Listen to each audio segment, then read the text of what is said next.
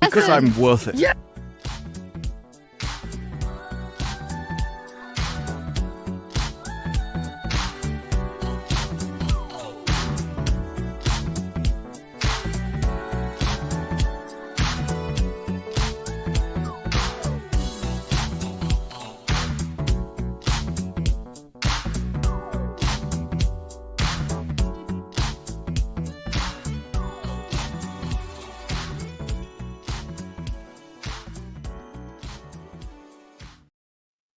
Hello, everybody. I'm back. Did you guys keep an eye on this brew and X-Ray last week? Like, were they good? You can let me know. I won't tell them what you said. I mean, we existed. I don't know whether we were good. We existed and we drank. Yes. It happened. So we are down one saucist. I don't know. I'll just do something different every time. So since our resident Asian's not here, we can't count. So we're at 99.6. So I think next week is the 100th episode of Saucy. I'm pretty sure. Yeah. We'll just have to ask her when she gets back.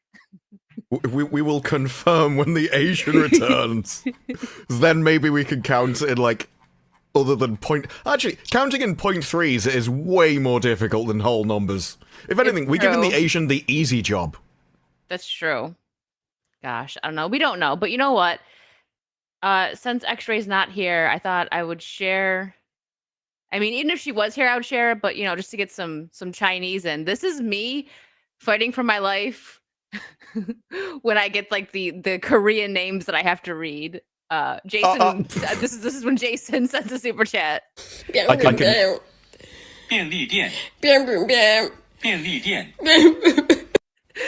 you're trying to read Jason's super chat. I can hear myself over that. Oh, it's doing that again. The echo, if we talk. Ugh, why is it doing that? I don't know why it does that. Usually when I switch to do it over into like Brave, when I share Brave and I do the stream on Chrome, it doesn't do that. Well, there was a delay, so I had to kind of squeeze in everything I needed to say before I kept speaking on the other side with the return. Let me check my settings real quick and see if something, because you know StreamYards, and they like to mess with you. No, my mic's at the beacon. I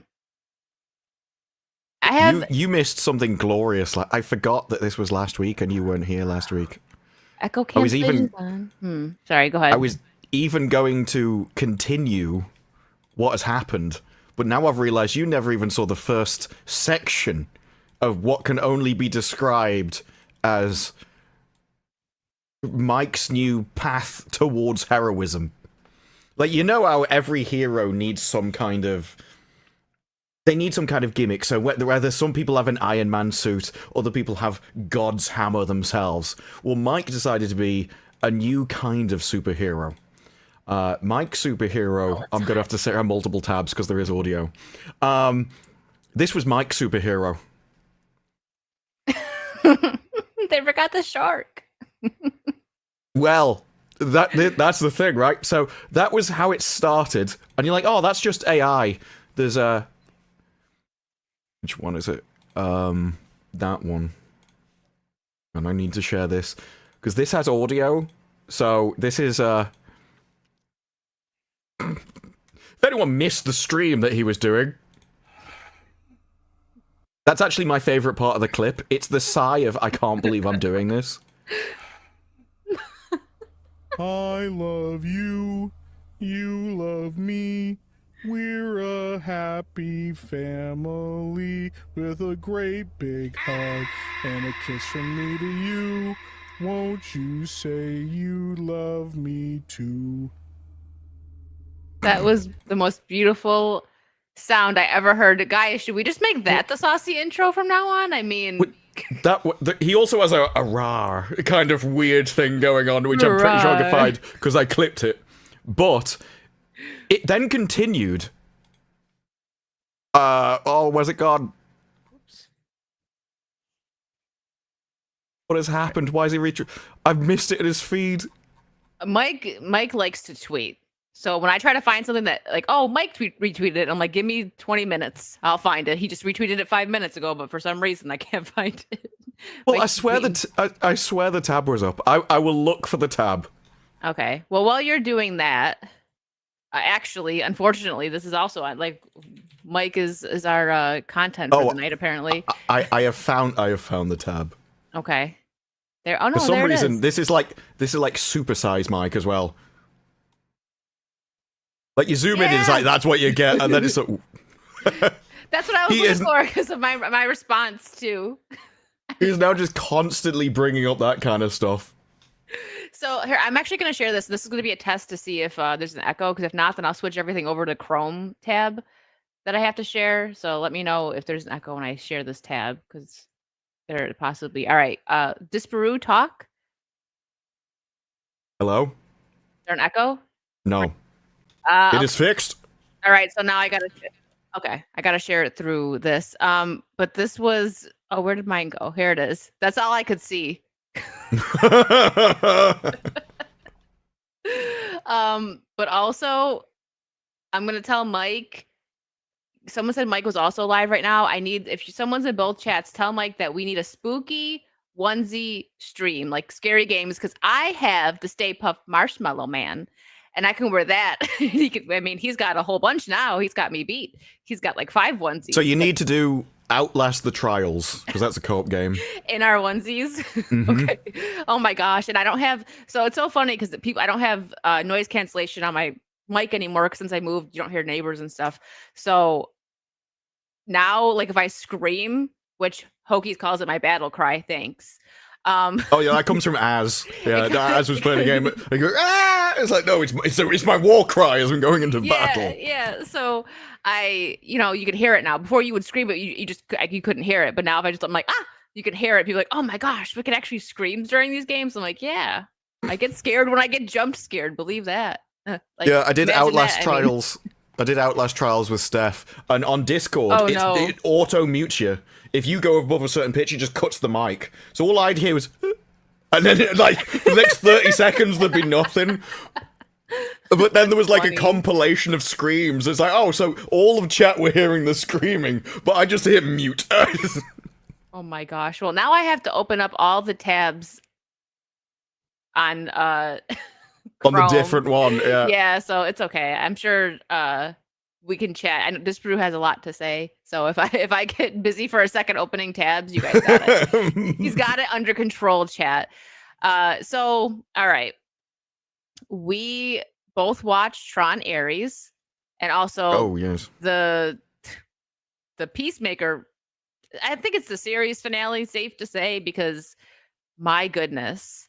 Well, it even felt like it. It felt like you've gone through multiple series of this show. You love all these characters. You've gone through like 8 series of Star Trek or Stargate or whatever. I was like, I wonder where all those characters will end up in the future. And so it spends like last 3/4, last half an hour or whatever it is of the show just showing you all these people in the future. And it even goes into, I wonder if she's going to stay with her wife. No one has asked this question the entire series. No one cares. No one can remember who she is. It's like, no.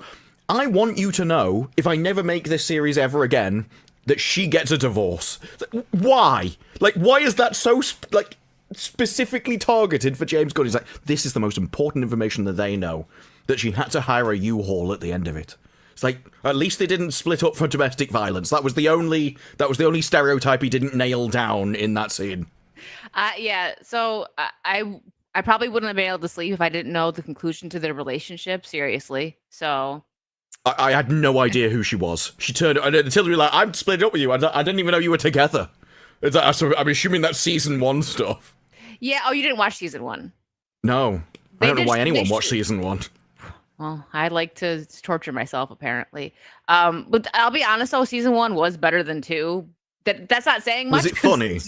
There was more funny to it. Yeah, it wasn't so. Okay, so James Gunn. Let me pull something up here. Like, since we'll do Peacemaker first. Because I find James Gunn about as funny as having my arm amputated. I don't think it's funny at all. I think he's only made Guardians of the Galaxy 1 as a good movie. He is very strange that he's had this much success. I don't understand why like who was like, you know what? He should be CEO of DC because even his It- his Suicide Squad movie was fine, but it wasn't anything to be like, wow, cinema. But so this is James Gunn is very like edgelord humor, you know, like that song that was playing at the end where they were showing them like setting up their new office. It was like I forgot what the words were, but something like effing my heart or something like something weird. And I was like, it's not I'm like, what are these edgelord, though. lyrics right Like, now? But I don't know. That's just the best way I can describe it. Again, I agree with if you. he was Guardians 1 was edgelord, he'd good. be anti-Hollywood. Like, he would be going against That's woke true. stuff at the moment. Like, he's very safe. He is like the most mainstream humor you could possibly get. His idea of it's just potty humor. His sense of comedy Yeah. is, I swore on television. So, Exactly. yeah, amazing. Like what Welcome to people the were 12-year-old humor. like what people were saying about Deadpool and Wolverine, yeah, they overdid like the F bombs, but like you can kind of expect that for Deadpool. Deadpool was not anywhere near something made for kids because remember that whole thing where the moms were trying to like get it to turn PG-13 or like no. Deadpool is not a PG-13 character. He is a rated R character. Don't take your kids to go see it. So it fit, but I know people were like, wow, they dropped the F bomb too much in that movie and it was annoying, but it fit for that movie. But that's kind of like what James Gunn does. It's just crude humor for the sake of having crude humor and it doesn't land for some people, yeah, but his Well, audience I didn't is find like Deadpool funny either, really. I But Deadpool had like it had all the cameos of characters you actually wanted to see, which Yeah. is why because I've only seen it once. That's why- People are like it yeah. doesn't stand up long term. I don't watch movies long term. I watch them once and never again. And it had a way better, like more traditional, just heroic plot. Whereas in this, all of them are evil. Everyone in the show is evil, and Peacemaker is probably the only one who even realized that everyone around him is evil. And yeah, then when he he's like, didn't what's care. wrong with us? I know. So I think they're setting up like he's gonna be in the Superman movie most likely because they had Lex and everything. But yeah, it says James Gunn has no plans for Peacemaker season 3. And I feel like he's doing this because it's like, hey, this is on my terms. Like maybe he watched it, he's like, man, this really isn't that good. I don't know. I don't think we're gonna get renewed. So I'm just gonna stay here. I don't want it anymore. We're done. We finished it. It's going to be very if they have him in the next Really, because Dan? I have a name. and the rest of the panel, Wow. all one of them. It was Sorry, it was what were you saying? it's going to be really weird if because he's already said the next one isn't actually a Superman movie. Superman's just in it. So it's going to be another ensemble thing, which is what the first Superman movie was. But can you imagine if people tune into that expecting a Superman movie or even just a DC thing, and Peacemaker turns up and everyone's like, I don't know who you are. The Suicide Squad that about 5 people watched and no one liked. Hi, Dan. And then you've got Peacemaker, which nobody has watched. And then he's randomly in a different dimension. You're like, well, how'd you get here? Well, you're going to have to watch this TV show that nobody saw. It's going to be very strange. The best part about this show was Eagly. I would have preferred to watch an entire series of the Eagle and then that's it over the rest of these characters. Not saying that would have been good. I'm just saying he's the only character I actually like cared about, even a little bit. Peacemaker grew on me over this because before, having not seen season 1, the only other time I'd seen Peacemaker was the Suicide Squad, where I hated the character, absolutely despised the character. In Suicide Squad, yeah. So he'd actually, because he was the best actor out of everyone was there, and he was the only one that actually had any kind of story to him compared to everyone else. And so he kind of grew on me as a character more than anyone else in it. And because he was the only one who's like, oh my god, maybe we shouldn't have murdered this guy who was innocent and the only hero of the world. And he was actually more of a hero than anyone else in the room that that I call my friends. So there was a couple of moments like that, but not enough to be in a movie and just drag over from one to another. It's very strange. Yeah, I can agree. Like, I absolutely hated him in Suicide Squad 2. Is that what it was? Or the Suicide Squad, whatever. It was the Suicide Squad, yeah. Because I liked Rick Flag. He was good. He was like the all-American good guy, like the actual good guy out of all these band of misfits, right? And they just killed him. I was so mad at that point. And I hate what they did to him in this show too. They only had that little cameo in the other universe, but he was like a blubbering idiot, kind of like, he just cared about his girlfriend, and it was just stupid.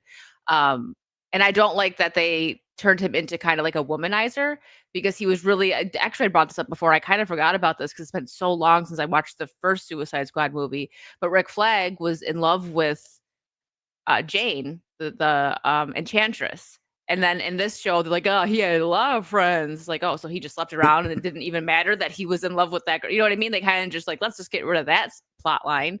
And his dad. So the only other time I've seen Rick Flag Sr. was in the Creature Commandos. And I liked him in that. But in that, he follows orders. He's not the head of Argus like he was in this. But they kind of turned him into another Amanda Waller. And I didn't love that either. I don't think he was Amanda Waller. At least because Amanda Waller, not as bad. But no, Amanda Waller has a goal, right? So she will basically use anyone, kill anyone, destroy anyone in order, like just sacrifice anything in order to achieve her goal. Whereas this guy was just evil, basically. Like there wasn't really a goal to him except I want to punish Peacemaker, evil, and you killed my brother, so I want to punish you. But actually, I'm doing it sneakily. It just makes you seem like a coward. Like, you're already his boss. Just walk into his house and shoot him in the face. You don't have to go to this big, long thing to find... I'm going to find a parallel dimension so that I can put you in it. And I'm going to go to a guy in a prison so that he can come up with this parallel dimension tech that I actually then murder a load of people for no reason to find the dimension that I want so I can stick you in... It was just... A bullet would have done. And so everything seems really overdone for him. Whereas Amanda Waller would have just shot you. She had no chill. I don't need you anymore, bye. Yeah. But I mean, I just don't like what they did with Rick Flag Sr., but to be fair, I don't know his character that well. He was a useless in the cock, comics. that's why. He's an awful character. But everyone in the show is an awful character.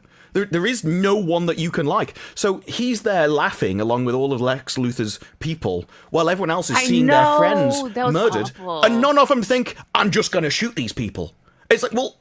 You're just standing there. Do something or piss off, but have some reason for the show to exist. And if you just sitting there while everyone else is laughing as your friends die, you're just a cock. And that was the entire thing. I suppose, considering James Gunn made this thing and the entire show was about people banging his wife, maybe that's what he's into, and he just puts that into every character he makes. But it is a very weird... There's normally some kind of... moral backbone to a story, even if you're coming from the villain side. The aim is to make you see their morality and how they see the world. Hence, the people like Amanda Waller or Lex Luthor. Superman can take over the world, and so I want to take him out first because I'm not going to rely on him being good. But in this, it's just I want to kill you because you murdered my brother. And so you spend all your time going, oh, just do it then. Son. It's not as if he's got superpowers. He's just a bloke. Yeah. Yeah, no, I get it. Like, he killed his son, he's mad, right? But they dragged it on too much. Like, they should have, like, him beating the crap out of him was probably good enough because, again, how about you take the moral high ground instead of just killing the guy, right? And, I mean, I guess he doesn't kill him. He has to work with freaking Lex Luthor to throw him into an alternate dimension. And that, it just seemed, like you said, it was way too much. I guess I can't speak for it, right? He killed someone that he loved, whatever. But well, no problem with revenge. But you're the head of Argus. You can pay someone just to shoot him in the face. Yeah, you're and right. he never tries. Mm-hmm. Yeah, and like you said, there's no like who are you rooting for? I guess Peacemaker, right? Like, he is the one. You're right. He's the only one that's kind of like, what is wrong with us? Like, when they're all just like killing people and beating the crap out of everyone, but at the same time, but they never dig into that, and so there's nothing to grab onto. He, like, in that room, he's just watched his father get killed as he's giving a speech about, I know, you can't change the world. Like, I'm doing the best that I can to make the difference that I can, which is a heroic speech. Yeah, he gets murdered, and then in the next episode, he doesn't go, you're all evil scum, you just murdered a bloke and didn't care about it. He goes, I'm cursed. It's like, and then you he works didn't do with anything. the guy, the little midget dude that killed him. He ends up joining his group, and I'm like, okay. Yeah, but his entire idea was, I'm cursed because everyone dies around me. It's like, oh, your friends kill everybody. Maybe they shouldn't be your friends. Your friends are psychopaths. Maybe just just maybe. Yeah. They're a little bit unhinged. I mean, the one guy's pretty serial killer. Was he Vigilante? That's his name, right? This guy dived through a window, and the first thing he did is stab someone in the neck. He had no idea what was going on in that room. He just randomly stabbed him for no reason whatsoever.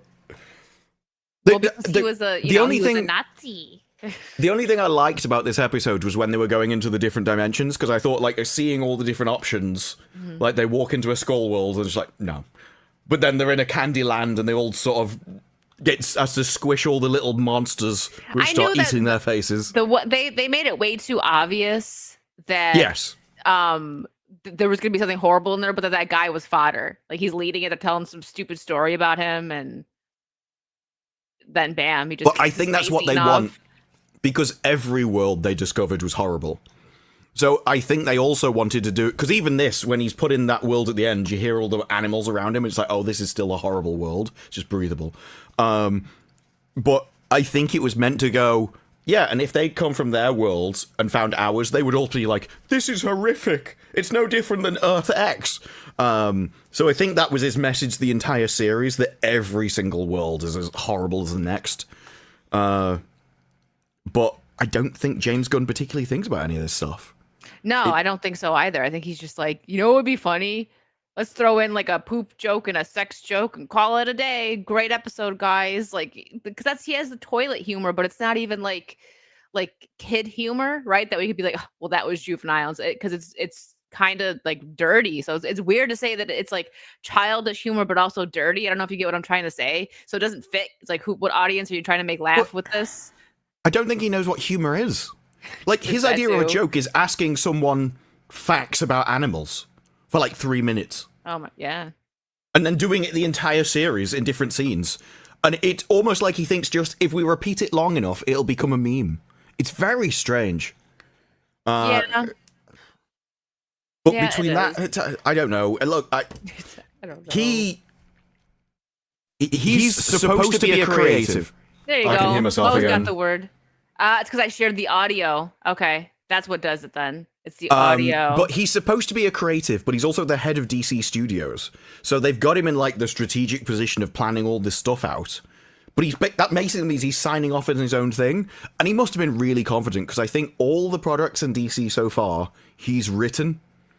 Now, if there was a strategic person, they would have had other writers in to do the stuff. They wouldn't have trusted you to do all this.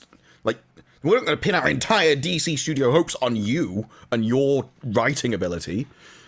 So I think DC have really messed up by just giving him basically the power of God to both make and decide what gets made. Yeah, that's stupid. I could see pulling him on. Like, again, I liked the Suicide Squad. Oh my God, I can't talk. The Suicide Squad more than Suicide Squad. I do think that the first one could have been really great. They just didn't know what they were doing. The writing was all over the place. But the second one was... I prefer the first one to his. Oh, do you? Okay. Yeah, I did even at the time. I could see... the villain is a starfish. I just don't care. And Will Smith was Will Smith. Like, I know it's a different character, but it was basically the same character. He just had an expandable gun for some reason, and which is the worst superpower of all time, by the way. My gun gets bigger. It's like Deadshot was way better. I'm just not going to show the audio for this because we don't really need to hear him. But that's when the echo happens when I share audio on the tab. So James Gunn on Peacemaker season 2 finale. Yeah, that was the ending. No, I'm not sorry. You can't DM about it. Okay, fine. One DM. He's so funny. I just don't. I don't get it. I don't. There was a whole point before when it was like, what was it? Was it bird blindness? I can't tell how big birds are. And it went on for ages in there, but he was so pleased with it. He made like a 1:30 custom-made advert PSA, that was released on social media.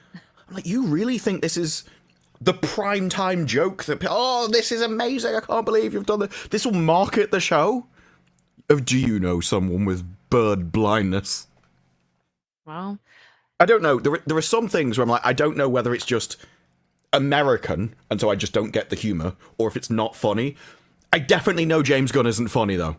I don't believe there's people laughing at James Gunn. Well, laughing at him, but not his jokes. There's been so many attempts. She-Hulk was funnier than this. Like, there's been so many actual other comedies which are just funnier than James Gunn, and he just keeps making more. And then we're gonna have another Superman thing that he's writing. Luckily, he's not writing Clayface. Oh, That's he's not. thing. That But one might actually be good then. But then, isn't he writing Supergirl, and that's next?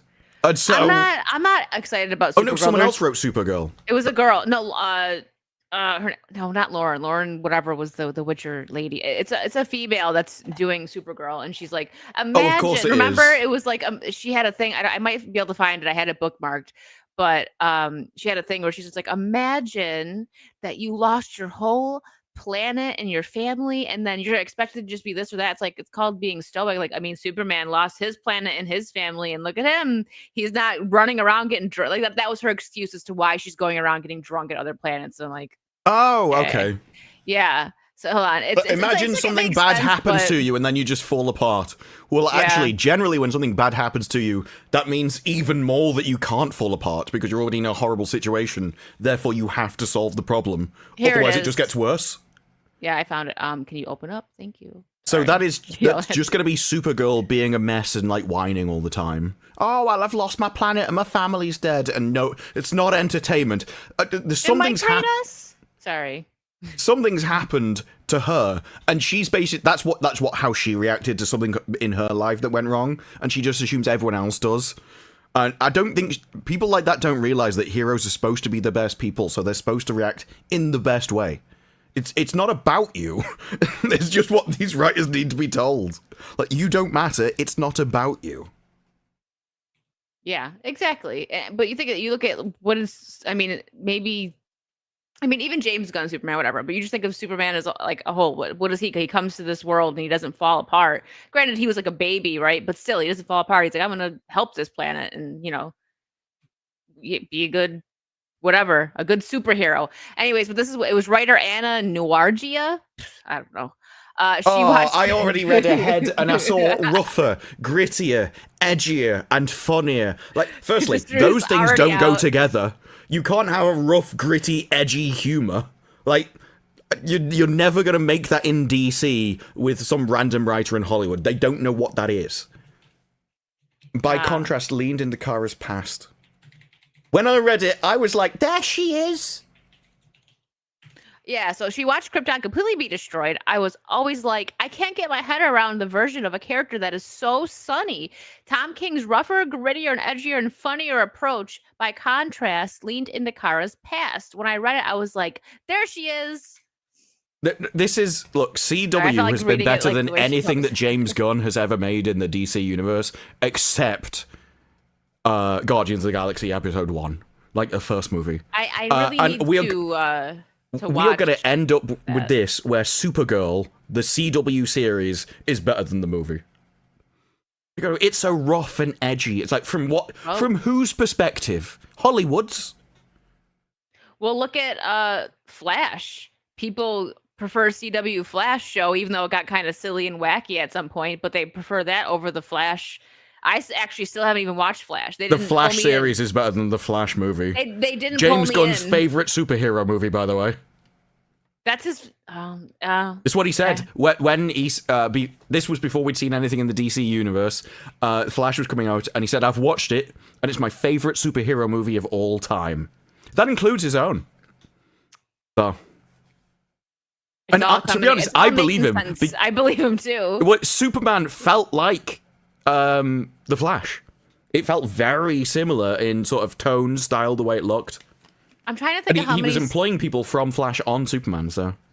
I was trying to think of how many seasons of The Flash I watched. It was at least 3. Like, I got pretty close to finishing it. And Supergirl, I want to watch that because even when it was on, I remember people telling me that it was really good.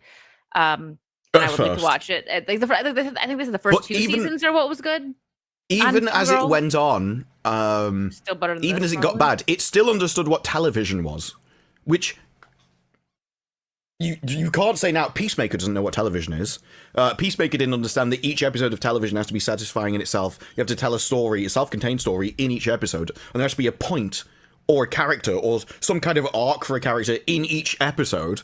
But CW always understood that. It had a start, a beginning, it had a start, a middle, and an end in every single episode. And it told a story. And then each series had an overarching story because that's what you do in television. Streaming can't do that because I think they're employing movie people. And James Gunn is a movie person. I don't think he knows how to make television at all.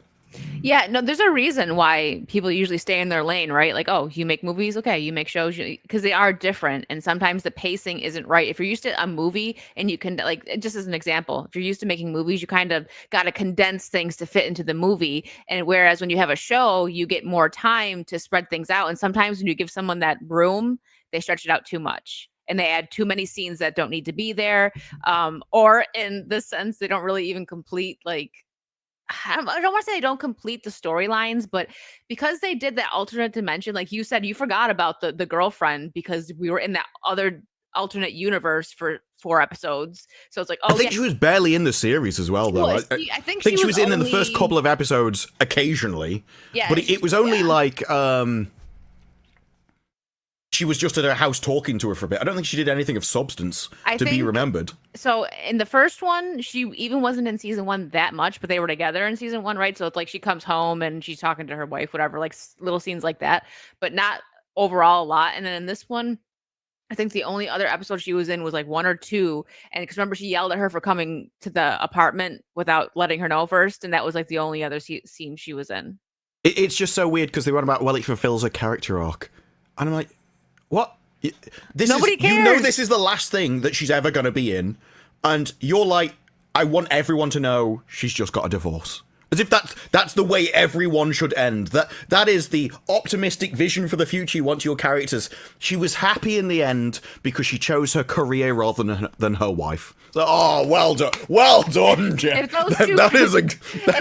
You're leading to a better world. If those 2 crazy kids can't make it, I have no hope for the future. Exactly. Yes.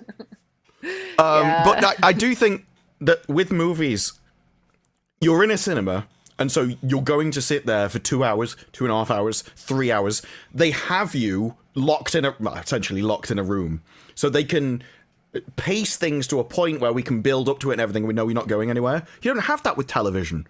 With television, you have to start with the good stuff instantaneously to grip people. Then you have to have a satisfying first, second, and carry on. And then maybe when you get to near the end, you can build up to a finale, because if you've watched 6, you're probably going to watch to the end anyway.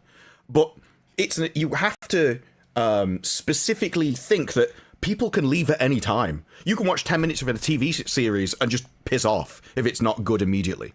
And movie people don't know that because they're in the stage of, well, I've got you locked in a room, and so you owe me. They'll release 3 episodes, and they think those 3 episodes are like essentially a movie to grip you. It's like, no, I might get halfway into one and leave. Because that's the same way it is on YouTube. There was always a guy, I can't remember who it was, but when I first started, I watched a video, and it's like, you do realize all of your competition are right next to you at all times when someone's watching a video. So if you're not better than one of those thumbnails at all points in a video, they just go. Mm-hmm. So you have to constantly make your video have some reason to stay, otherwise they leave. And that's the way streaming should be. But they're like, nah, we'll just make some crap. They'll watch it. And they do, unfortunately. Not counting us, okay? We just do it so that you guys don't have to. And Drew's like, no, I like the bad stuff. Give me more of it. No, I don't know. Like, in fact, a lot of my stuff is like, I encourage people to watch it because I'm like, if you think it's good, if you think I'm lying, just watch it yourself. Yeah. Like, if you like it, fair play to it. It's Disparu's version of Prove Me Wrong. How about you? You too can watch Willow and witness its glory. Oh, I actually have a tweet for that. Somebody put out something has about a tweet for everything. Fantasy television, and it had Willow in it. I'm like, oh. The moment I saw Willow, I was like, this is amazing. Let me see.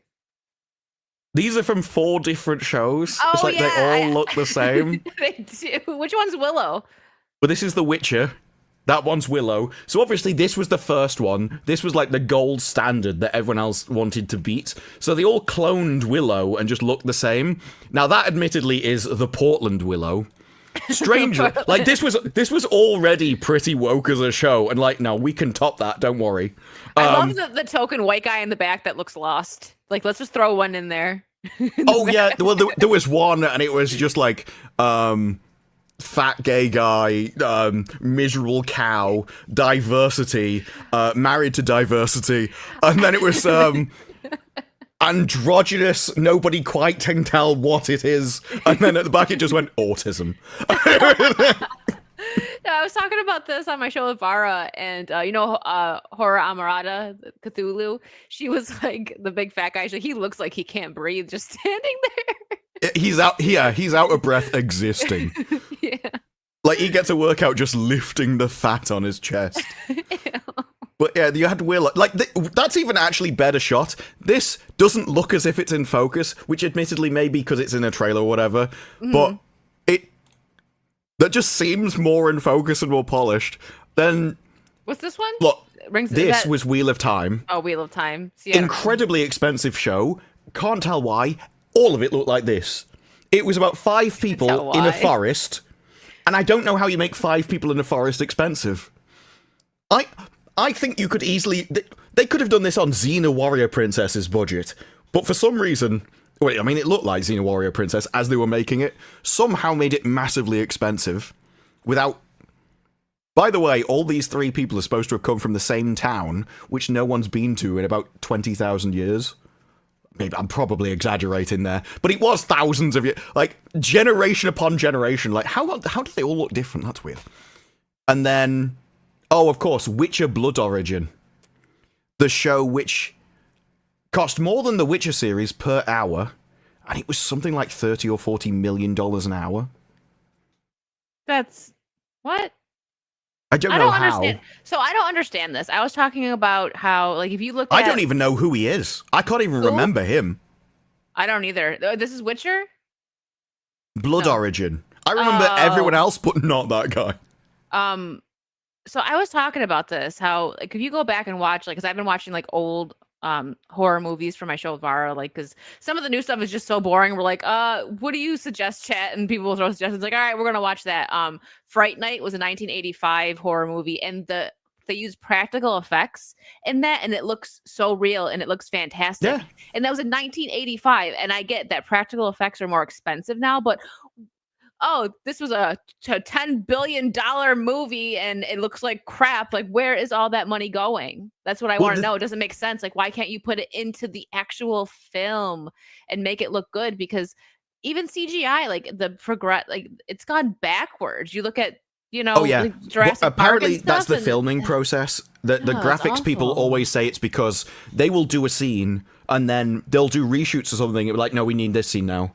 And so they're always rushing to keep up with all the changes, which I think comes about when you say, we'll just fix it in post. Like, there is no vision of all the scenes that they need so that people can work on it in advance and present a finished product. They're always constantly changing, so they just don't have the time. That explodes the budget. I can tell you where one of the things in Willow didn't explode the budget, though. She had those arrows glued into her quiver, never fired one. She fired one arrow the entire series... And that scene specifically, she'd already had the arrow drawn, so they were just glued there for 8 episodes. Like, she's gonna drop one. Come on, it's a girl. We gotta make. Well, it became I became a meme, right? I'm like, is she gonna fire? No, it's like you carried them around. I only need 4. She set off with 4 arrows on a long quest to stop the evil wizardess from destroying the universe. 4 arrows. That's all I need. I just had them for the entire show. She fired 3 of them off camera. But the thing is, with because I used to watch them as a kid, so things like Xena, Hercules, The Outpost. I love those shows. Yeah, but they've all got a very similar look because it's budget fantasy. Even Red Sonja looked in that kind of vein because it was budget fantasy. There's a way to do it. And so I like the way that looked, partly from nostalgia, but partly I think it's just the best that you can do with that kind of budget. And none of these shows do that. They just have basic people in a forest and then spend $30 million on it somehow. And something else that a lot of these shows and movies do now is they're so much darker because they throw so much CGI in there. They want it to be darker so you don't notice it as much. Think of like Xena, like a lot of those fight scenes, it's bright. They're in the middle, of like some field in like I don't know, Australia. I think that's where they filmed, and it looked like even Buffy. Okay, you guys know I love Buffy, but you could see when they would switch between the stunt doubles. But I don't care. It's still funny. Like it's funny to see. Like you could tell that it's not Buffy or Angel. Like it switches, but at least they're actually doing it, and it's not like some weird CGI slop. At least it's a person doing it. You know. Well, that's the point. Like you will, if you like something, you will forgive it more. And it's the same as Gal Gadot. Yes, she can't act. Did anyone care until no? Why? Because she was attractive. Like that. Yeah. That people. There are things that you can do in a series which everyone knows will give you more leniency. And one of the problems is they've stopped doing all the stuff that people liked, and so even stuff that would have been standard for decades, nobody likes anymore because there's nothing else. So you would never have had people pausing fight scenarios and going, "Why is he not actually swinging at the person?" Mm-hmm. But when there isn't a story to make you care who wins the fight, it's like, well, here's another piece of trash. Exactly. All right, let's get some super chats, guys. Thank you so much, Jesus Davila, for gifting a membership, and Donna Hall also gifted a membership. If you're driving right now, Donna, be safe. Milto's Caps, did I say that right? I hope so. And became a member. Thank you so much. And Hokies has been a member for 28 months. Congrats on 99.6. Oh yeah, the 100th episode is sure to come any day now. We're celebrating with bad mathematics. Yeah. SC16 for 5 weekly. I've watched the first 2 episodes, maybe the first 2 and a bit episodes. Okay. So far, I liked it. I don't really know where it's going. Well, I do. I know that demons come into it and stuff, but I kind of expected that to be more of the start. It was a bit weird to start with an entire group of people that I've gone adventuring in and just kill them off immediately. It was like, wait, what's going to happen now? So, yeah, I like what I've seen so far. And then also, unrelated, how's Battlefield 6 and the screams of dying women? It is. Wait, the screams of dying women is very strange because I never noticed them in the beta. But now, it's like background noise that I think they've added in, and it's all over the place. Like, you will die, and all you hear in the background is, it's like, wait, there are not, like, are we just randomly slaughtering innocent civilians that we can't see in the background of this city? It's very strange. But I love Battlefield 6. I've played, I think, 11 hours since it released yesterday. Nice. So. Good. I haven't beaten Az, who I think has played 19. Wow. It's only been out for about 30 hours. So it's like he set an alarm to wake up to play it. Not only did he set an alarm, but he did 3 hours of FNT, he slept, and presumably has been playing the game for the rest of the time. I think it's the only way. Priorities. He knows his priorities. Lance, thank you for being a member for 2 months. How is the Supergirl supposed to be younger than Superman, and yet she saw the destruction of Krypton? Superman was sent away as a baby. Well, I don't know in this, but if it's like Supergirl the series, she was trapped in the something realm, and then that time moved slower in that realm, and then she got popped out the other side. So, yeah, she saw the destruction and was older, but Superman traveled straight to Earth and grew up while she was trapped in this sort of weird time zone, and then flew out the other side. Oh, okay. Not quantum realm, but it's the same place that in one of the movies the 3 guys in the triangle came out of. Like I say, people are like, oh, can you not know the name? I don't know the names of anything. This is how I remember everything by Phantom description. Zone? The Phantom Zone, yeah. There you go. I'm assuming they're going to do that because... Yeah. I assume CW did it because it was law, but I don't know. You never know. Ian, thank you for the 50 pounds. James Gunn and Taika Waititi are the same person. How did you pronounce that?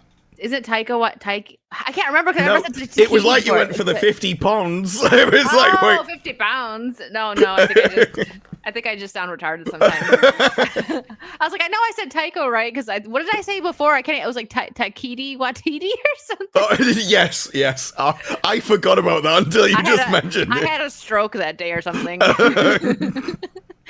Jason, sorry, I think I interrupted you halfway through reading his super chat. No, I got it all. You probably just didn't hear it. I'll go back. Hold on, Ian. I'm coming back. We're circling back, Ian. Circling back. Well, I'll be right back, Jason Webster.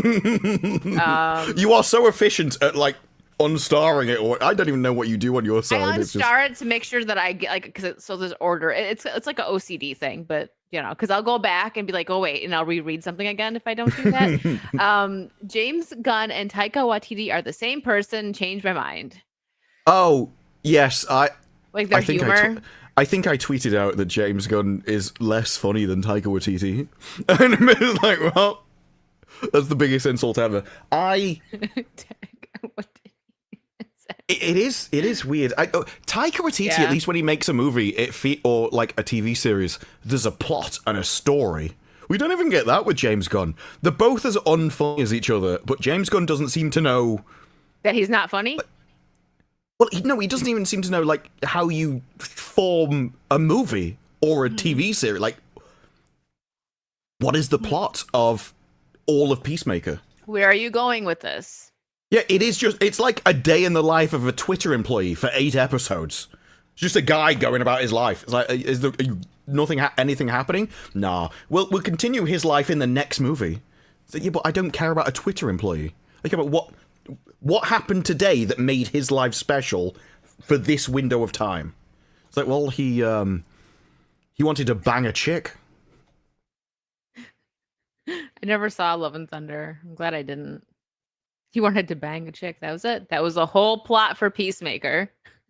And you know what? The way they ended that real quick before we like completely leave the Peacemaker topic, I thought that like they were kind of alluding to the fact that they hooked up like physically, like they slept together and it was like just a kiss and he was making such a big deal about it. And she was like, it meant everything to me. And I'm like, okay, this somehow, wait, you're muted. Or my I'm not headphones muted. unplugged. I'm not muted. You were for a second. No, I haven't spoken. I was listening to you speak. Your mouth was moving for a second. Maybe you were just about to speak. I don't know.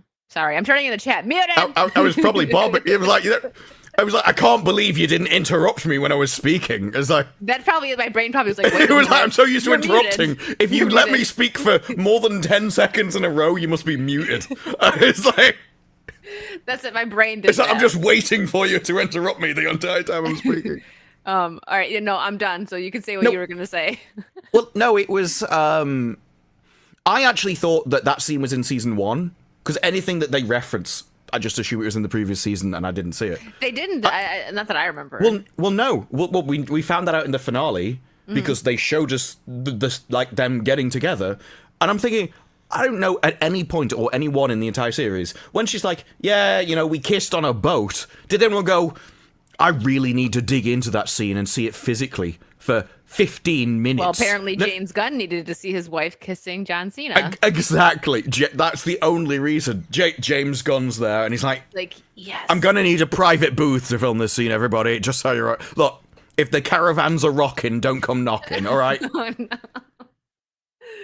Oh, yeah, that's okay. Jason Webster, sorry, we put you in the saucy queue. That wasn't even just Disparu.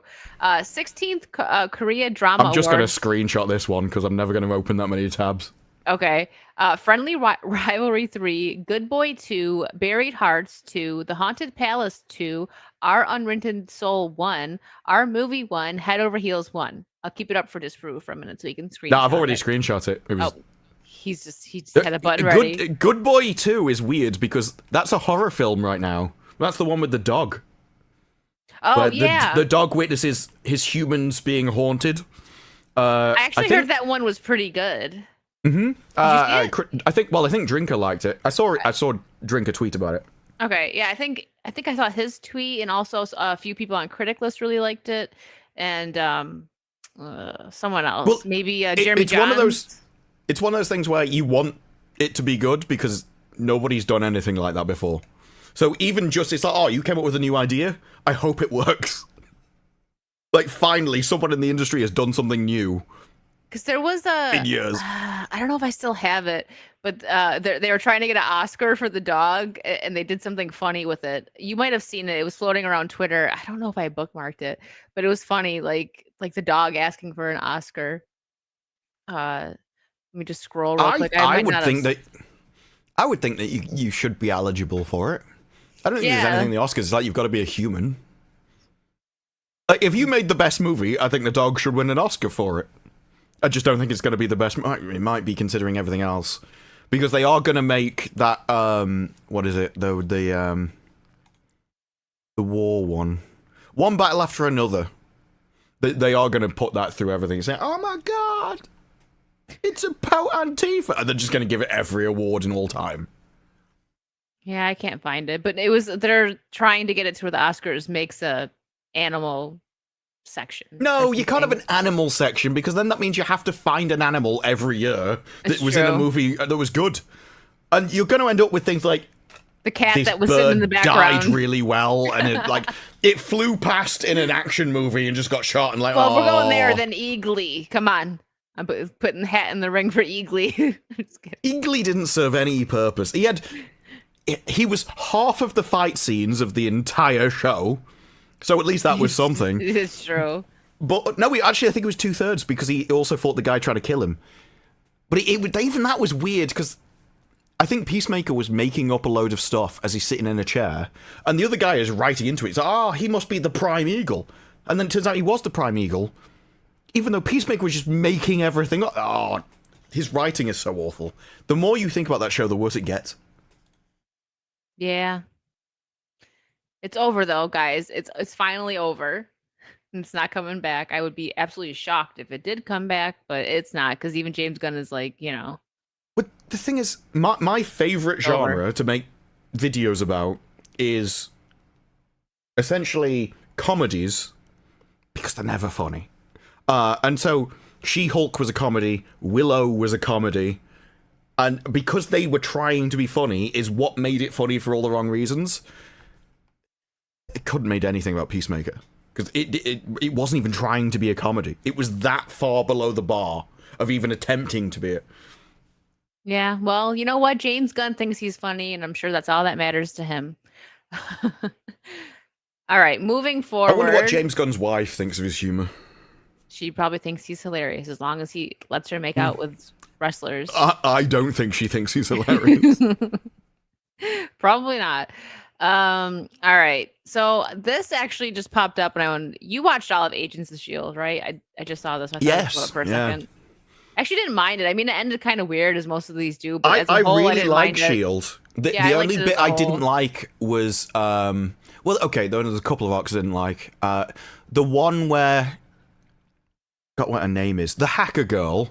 I didn't like where we found out that she got powers, and we're finding out about her mom on a temple that was on a forest, like a hill or something. Yeah, I forgot about that. Wow. And I didn't like the arc where they traveled into the future in space.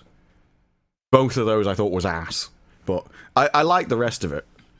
Yeah, I liked it as, like, the stories were cool, but Clark Gregg is angry on some fans saying Agents of S.H.I.E.L.D. is not canon to the MCU. Go F yourself. We're proud of what we did. I would say it's canon. It is, right? He hasn't denied it, though. At no point in that statement does he go, "We are canon." Is it? Yeah, well, I liked what we did. It's like, well, you don't matter, though, do you? That's the point there. He hasn't been back. Coulson hasn't been back, like, in the MCU, right? Like, they brought him back for Agents of S.H.I.E.L.D., but he hasn't been, like, in any other shows that are definitely considered canon, or any movies, right? Since he was killed in Avengers. I don't think so. Yeah, so because the latest phases were deliberately about leaving behind everything that was there before. So they would have just seen it straight white male. We're getting rid of him. That's as far as the thinking would have gone. So maybe he maybe it isn't canon then, because what was it? I forgot. Oh no, I don't think it is canon. I don't think it was ever really. I think even back then it wasn't intended to be canon as such. It loosely tied into the movies and things, and one of the reasons I don't like Winter Soldier particularly much is because Agents of S.H.I.E.L.D. did it better. They did the entire Hydra reveal so much better than in the movie. Mm-hmm. They did a good job. Yeah, I liked that show. It went on for, like, 6 seasons or something like that? 5 or 6? I can't remember. It feels like it was so long ago. And it's not even, like, even if something was 10 years ago, that was a while ago. But we've gotten so much just crap and, like, filler MCU shows and everything now that it makes everything feel like it was even longer ago. Like, if it was 10 years ago, it feels like it was 20 years ago. Because there's just so much. It's not just the quantity of movies and everything. It's like everything seems to move faster. Mm-hmm. The news cycle moves so fast with different topics and things happening, and even like major world events, that time compresses. Like 4 years ago seems like forever. You will watch and be like Echo. It's like, well, Echo was last year. You're like, wait, was it? We do It that seems all like the forever time. When all three of us are here and we can't put even all three of our brains together, we're like, wait, when was that? And it was like 2 months ago. Oh, I thought it was 2 years ago. We have no concept of time anymore. There was a long time. Well, I think it was because it just went over into January. But there was a long time like, wait, was Willow this year? That's how I judge my life. It's BW and AW before Willow and after Willow. That's the two major phases of my life story. Until something better comes out, then you can start judging on that. I don't think anything will beat Willow. It's like, no, like in the penultimate episode, a guy just has a relationship with a fish for no reason whatsoever. It's just like, why are you banging a fish? I had to let it go. It was my friend. Like for no, just like he was he was trying to get with the main woman the entire series, and then like, how's he going to get over her? He could bang a fish. It was just, nothing will do that. Gosh, I'm trying to think of besides it's the last MCU thing. Maybe Daredevil, was that the last thing we talked about? Like that was the last anything that released, right? The Daredevil show. Oh, am I missing something? See what I mean? Sorry, So I was going all the way back to the Netflix series. I'm like, that was ages ago. Oh, no, Does she have dementia? Has she like lost the last 7 years of her life or something? A little bit. I don't know if that was the last. No, there's been more Marvel things since then, like Zombies. I think Zombies was the actual last thing. Yeah. I didn't watch that. Put it this way, it was the phase that nobody liked We're both in of zombie us missed form. it. Fantastic Four. And I did watch that. I think Zombies was after Fantastic Four, but the last movie, the last major milestone. Yeah, the movie was that, and then okay, totally spaced on the movie, but yeah. But Zombies was from like 2020, so you had all of the people that nobody liked in an animation form. So you had like Brie Larson, you had the Eternals, you had the woman that got a bangle in the post that I can never remember, No, I don't think she was Miss Marvel. I can't remember. She had a TV series that nobody watched. And the only good characters in that entire thing were the ones they made up, like Blade. So they made Blade and Moon Knight combined. It was like Blade inhabited by his god, which was cool. But every like, I think he could only get away with it because, like, well, Blade's a diverse character, so we can have him be cool. And every other guy, Thor reset his entire character arc back to 2 Thor movies ago, where he's just the fat guy. Like, oh, congratulations, Thor's a broken child again. That's a great story arc for a man. Wonderful. He's supposed to be a god. Yeah. He's a god who's like a god that's got depression. I'm sure that sounds really deep in the Hollywood writers' room of everyone on it. You've got like 15 people in the room, 14 of them are on the pill, and 15 of them are on SSRIs. I'm sure that's a really major plot point for them in their lives. I'm sad too. But not a single person in that entire room has thought, what can I do about my life to improve my situation? Maybe if I just take SSRIs tomorrow, I'll be better. Therefore, you have Thor sitting in a room. He's like, I've not spoken for years. And he's sitting there, and all the zombies are coming to eat his face until the Bangle Woman is in trouble. And he's like, I have to save Bangle Woman. Is that Kamala Khan? Yeah, that's the one. Talking about? Okay, yeah. She was the main. I'm like, I don't know. I didn't watch any of that. She was the main character of the entire Zombies animation. She's the only throughput through all of it. Everyone else keeps dying off all the time, but she is literally the woman that's the key to everything. I can save this world, but only if I hold your hand. It is her and I was going to say Captain Scarlet. The Scarlet Witch. He's getting Captain very confused Scarlet. Right now, Bangle Girl. He's That's what we're calling her from now invincible. on. Okay. Let me get a couple supers. Shane Muniz shoulders. Disparu will show them and just give him like 5 minutes. I'll give a shoulder for free. This is why men don't have OnlyFans. They'll be like, how much to show a shoulder? Don't really care. Well, there you go, Shane. I know he wasn't ready for that. It's not what he wanted either. What do you mean? No, Like, he this does. is why if you send a super chat, you have to be specific and go wicked shoulders. No, I think Shane is happy with that because he No, has it's commented wicked before- shoulders. He's commented before that there was only 2 out of 3 sets when me and X-Ray had like tank tops on, which means yours weren't showing. So now he just got his one. Why would I ever show my shoulders? Except as a joke. Because Chad demands it. That's why. The only time I would ever like normally show my shoulder is if I was on like a James Gunn movie set and his wife walks past and he's like, "Look, everyone else has had a go." So it's the whitest shoulders on the planet. Well, he is in the UK. I'm English. You know, the country in the world that's not renowned for its sun. It's like I can't believe he doesn't look like a traditional English person that apparently was the first man here. Well, he's actually in New York English because he walks around and goes, "I'm walking here. I'm building Stonehenge here." Oh my gosh. Russell Hall for 5. I'm scared. Let me read ahead real quick. Okay, it's fine. I've been seeing a lot of. Why were you scared? It's Russell Hall. You don't read Russell's messages without reading ahead. Oh. Oh, To be fair, a sensible person when it comes to super chats always reads slightly ahead. I do. I read like the first sentence. I'm like, it's Russell. Let me read the entire message. It's like as you read it in your head and then you say it slightly afterwards. Is the way. Yeah. I've been seeing a lot of. Is that Sharpie or Sharp? That would be Sharp. Sharpie. Sharp. Are you, Okay. well, Because Sharpie wasn't that a- markers are spelled like that. That's well, why no, I'm like, wasn't Sharp a TV series with Sean Bean? oh, okay, Yeah. yeah. Okay, 1993. So Sharp. Clips pop up on 7 my seasons. feed. I've not actually seen that. Really? Oh. No. What are the odds they're promoting it ahead of a race and sex swapped remake?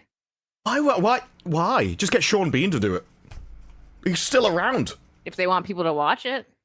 I've never watched the show, but I know Sean Bean Well, is popular. my thing, People like you him, know, so. some people are like, who should we have as James Bond? Henry Cavill. Who should we have as this? Henry Cavill. I would also be like that with Sean Bean. I would be happy with Sean Bean in any role at any point in time, at any point in history. Blade, Sean Bean. That'd Every be role is even Sean more Bean. funny.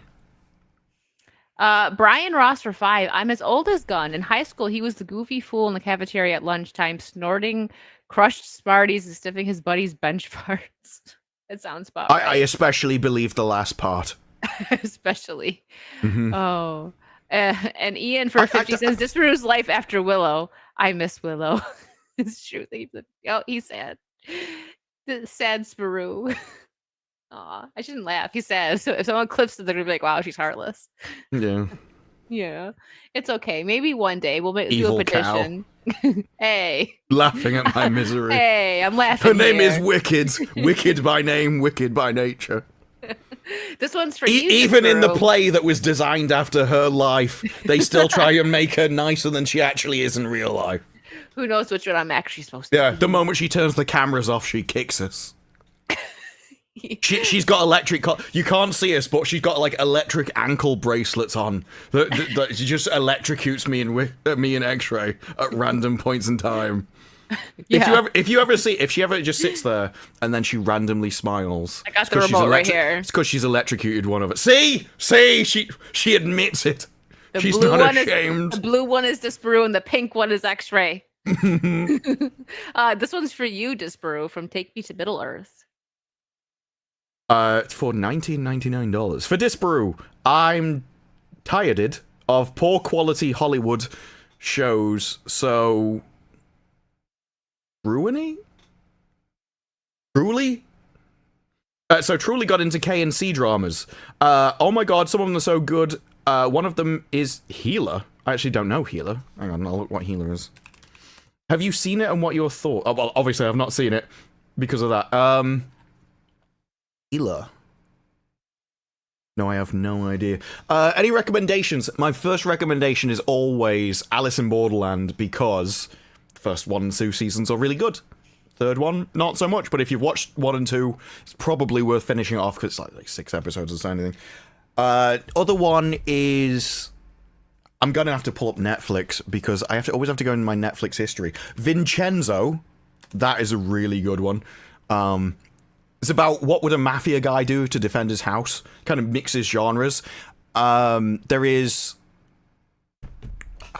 Alchemy of Souls. That was the first Korean one I watched that was really good. Squid Game, obviously.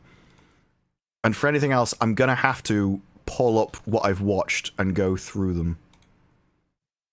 Well, there we go. If you got any ones, just like say it randomly in the stream. Be like, I will randomly say it as soon as I can find my viewing activity.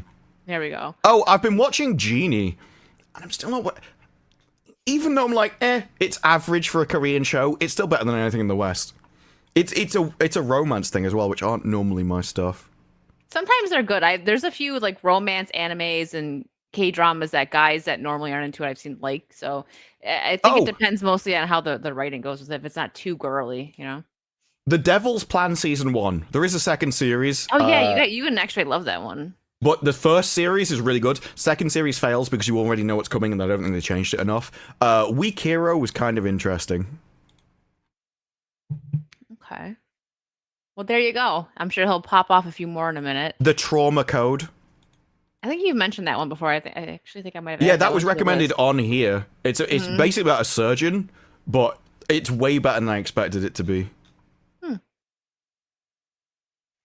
Disbrew, have you seen My Demon? I like it just as much as Alchemy of Souls. I've seen My Demon recommended to me multiple times, but I've not watched it. And the reason is because it was titled Romance, and I'm like, but now I've watched Genie, I'm like, oh no, I quite like this. I will go through other stuff like that. Because I think technically Alchemy of Souls was a romance as well. But it kind of mixed genres, which is something Korean shows do really well. They almost separate the genres per scene. So you will occasionally get scenes together. It's like, this is the romance scene. But then they put that to the side and get on with something else. Whereas Western stuff, if it's romance, then they're probably like buggering a werewolf or something. Oh. Oops. Okay. You sounded disappointed in me. Like, no, sorry. I was listening, but I was also reading. Believe... No, sorry, I was multitasking. Ian Carroll, thank you for the $4.99. The Sharp series is great as a Napoleonic era, a good set of Napoleonic era novels. Andrew Matthews for £2 for Willow Commune. Oh, for Willow Commune, it is the orange mailworm goo. Oh yes, it's right at the end. They've been drinking this fluid all the time that turns them evil, and it turns out to be, well, they say. The exact quote is, a mother gives birth. The milk nourishes the child. It's the nutrition that he gives to us, or something like that. From what show? It's Willow? The food he gives to us, Willow, yeah.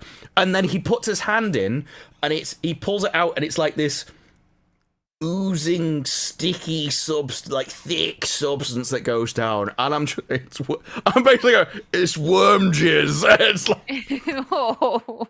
I'm pretty sure it is. I'm almost certain.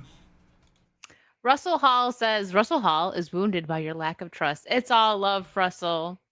Thank you for the 2. Gotta be careful. And just a quick side note here, ladies, our jobs are being taken by AI. AI can finally do your laundry, wash your dishes, and water your plants. But the Figure 03 humanoid robot will cost you around $20,000. It's over for us, ladies. Now, another one, The 8 Show. But with this... I knew you I'm going to do that for the rest of the episode. So, like, $20,000, my first thought was, it's cheaper than a wife. You know, she'll be in your wallet all the time. That's a one-off purchase. At least you know what that's going to cost you. Now, I do think there is a problem that it doesn't have, like, a mouth hole. That definitely would have sold you more units. If they had, like, a self-lubricating, self-cleaning, ultraviolet mouth hole, like in Subservience. In fact, if it looked like a robot out of subservience, definitely would have sold more. But if you go through to the article, there's a YouTube video linked in it, which shows you what it does. And I couldn't help notice it, couldn't help noticing the it's not that one, it's a YouTube video. Is it not in this? Further down. In the tweet or in this? No, further down. You didn't scroll down to... You stop there. Further down. Oh, here we go. There you go. Now, if you skip, you can skip a bit ahead because it starts to do like household chores and stuff. So I would skip through till you see it in a house. There we go. That would be creepy as heck, man. Yeah, but if you notice now, for instance, this, right? He grabs that bag, and I'm thinking, there's no friction there. I'm pretty sure you photoshopped that brown paper bag into his hands.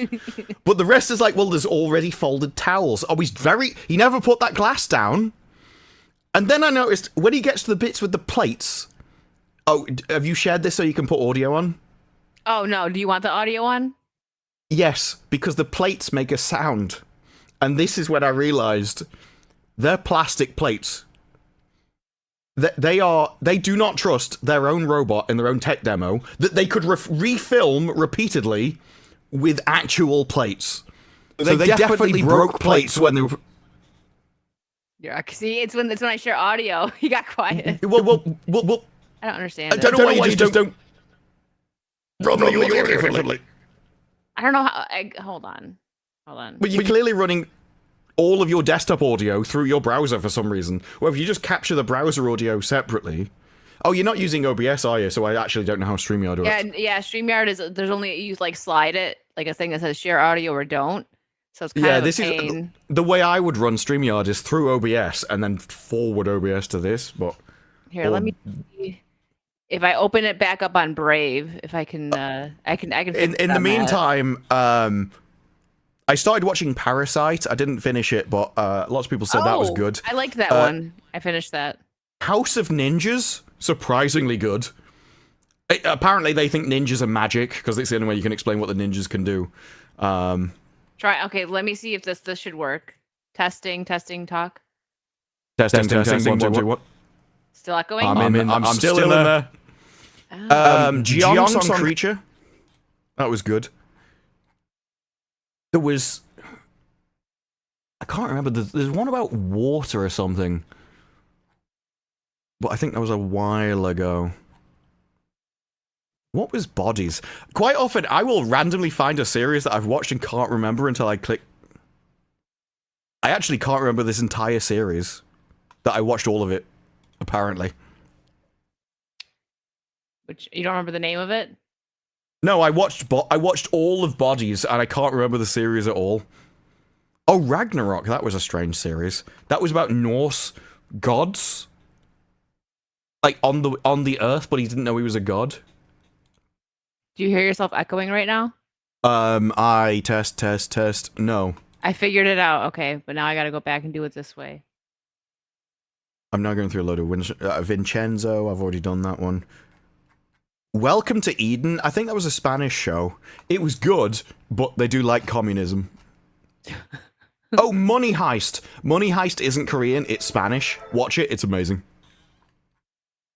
Okay, let me fast forward. Okay, there we go, we figured it out. Oh, 3% was the one I was thinking of before. But yeah, well, no, if you go back a bit, because you see him mess with a load of things. Oh, yeah, no, that was fine where you were before, with the car and stuff. Yeah, so this is where he starts to pick up random household items, and I'm like, okay, you haven't destroyed that. You really squeeze that teddy, and then it's the way he handles the laptop. I would handle my laptop a lot more carefully than he does, because he drops stuff. Oh, you can hear it. Yeah. And then it gets worse. So he really squeezes that cushion, and I'm like, there's no way that robot knows that that's a squeezable object. And now these are plastic. And you can tell by the audio. And I'm also not sure whether all of this was done, because some of them are done where a guy remotely controls things. So he's moving the hands and stuff. Why did you not trust him with a porcelain cup? If he's ready for prime time, I'm not going to change all my stuff to plastic just so I can have a robot without a face hole. Yeah, it's all plastic. Mm-hmm. Yeah. And look at how he cleans this. He doesn't even rinse the entire plate. Now, is he clever enough to scan that only that bit had something on? He was violent with that, and everything seems like really clumsy. Like randomly forceful. It's true. I'm not sure that I would want someone who picks up a plate by squashing one side down so we can grab it to the other one. And I can't help wondering whether this is just a guy remotely controlling him. So he's using like gloves and stuff, and that's why they don't have pressure sensors or anything, so they have to use plastic. Ian. Every robot should come with a mouth hole, a self-cleaning mouth hole. Thank you for the 50, Ian. Still want a mouth hole? Otherwise, what's the point? It's $20,000. Yes, he does. That answer your question, Ian. Obviously. Look, if I'm gonna die to a household maid, you can at least have it a mouth hole.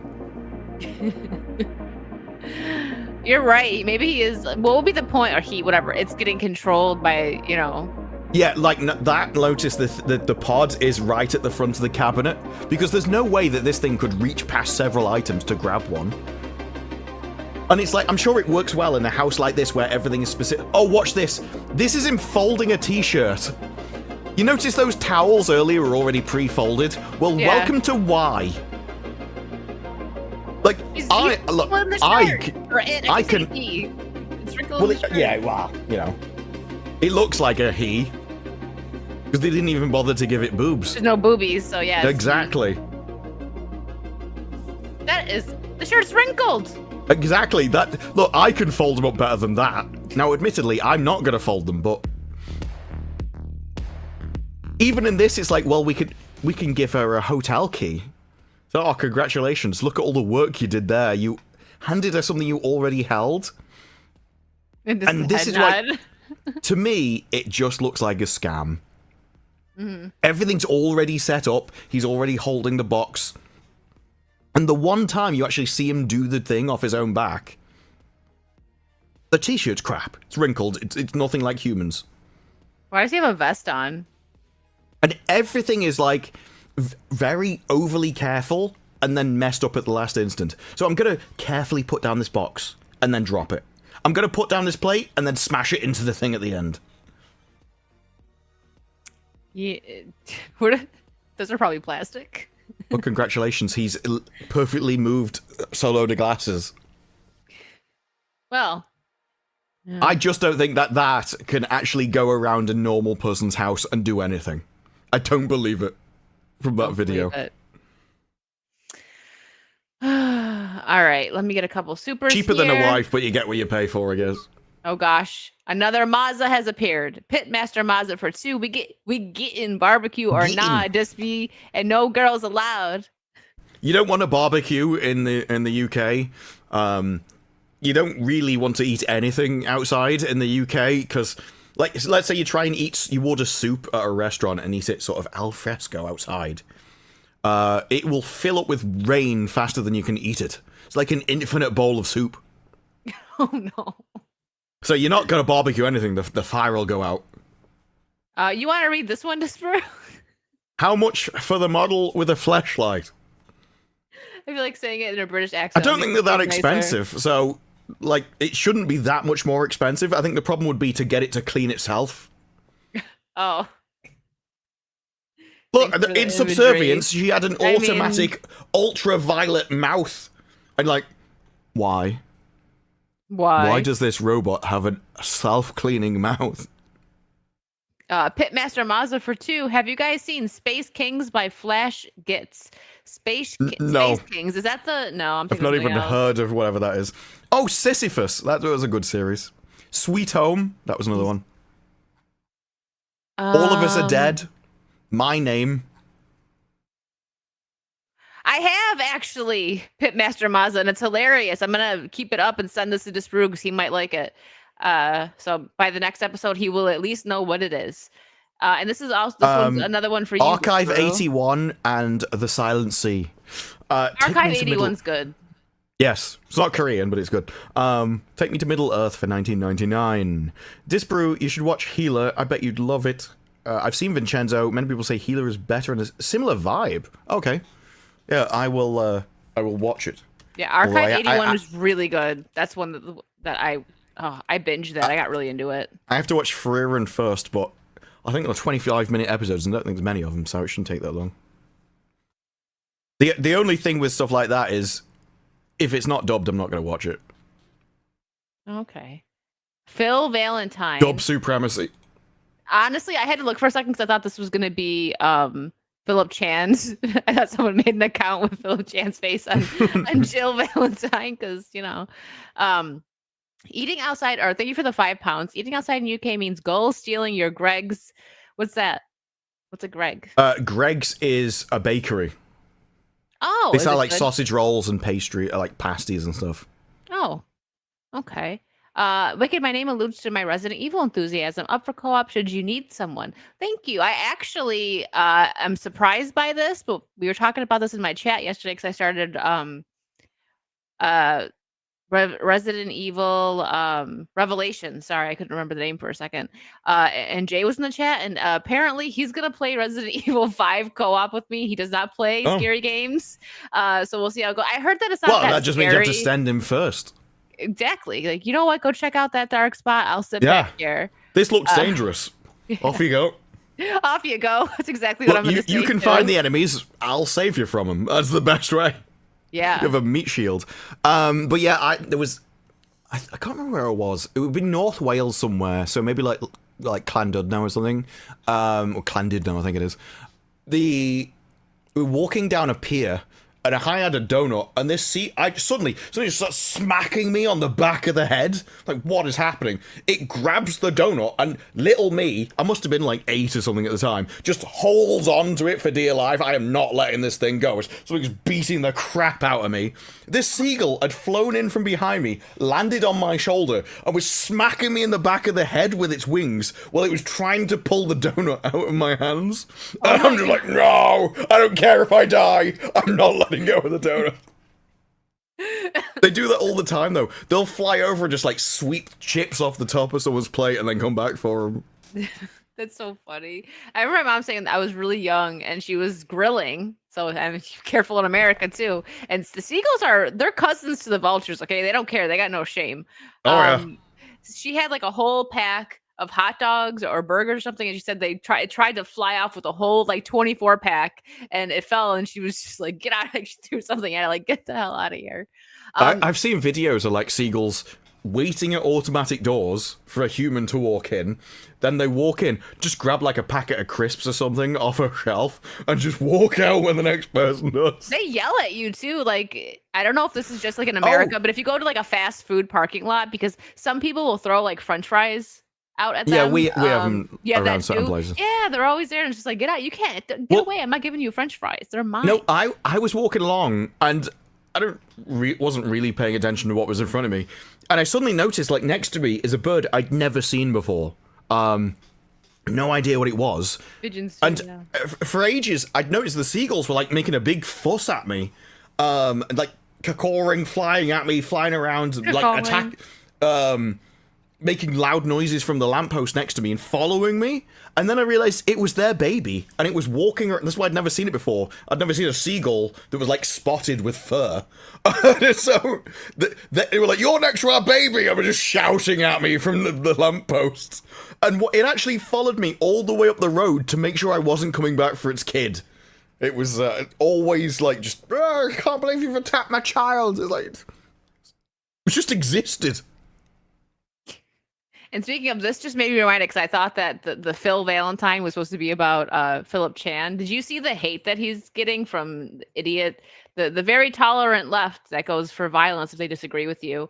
Well, they never say they should be tolerant. They say you should be tolerant. Oh, that's fair point. But yeah, they're wishing death over this meme, if you guys want to see here. Because Phil, he just messes around. This is a joke, but he's not wrong, really. There's a big group of people that if they've seen this, but he is, this is also a joke, right? It's not saying that he's not serious, but it was just funny.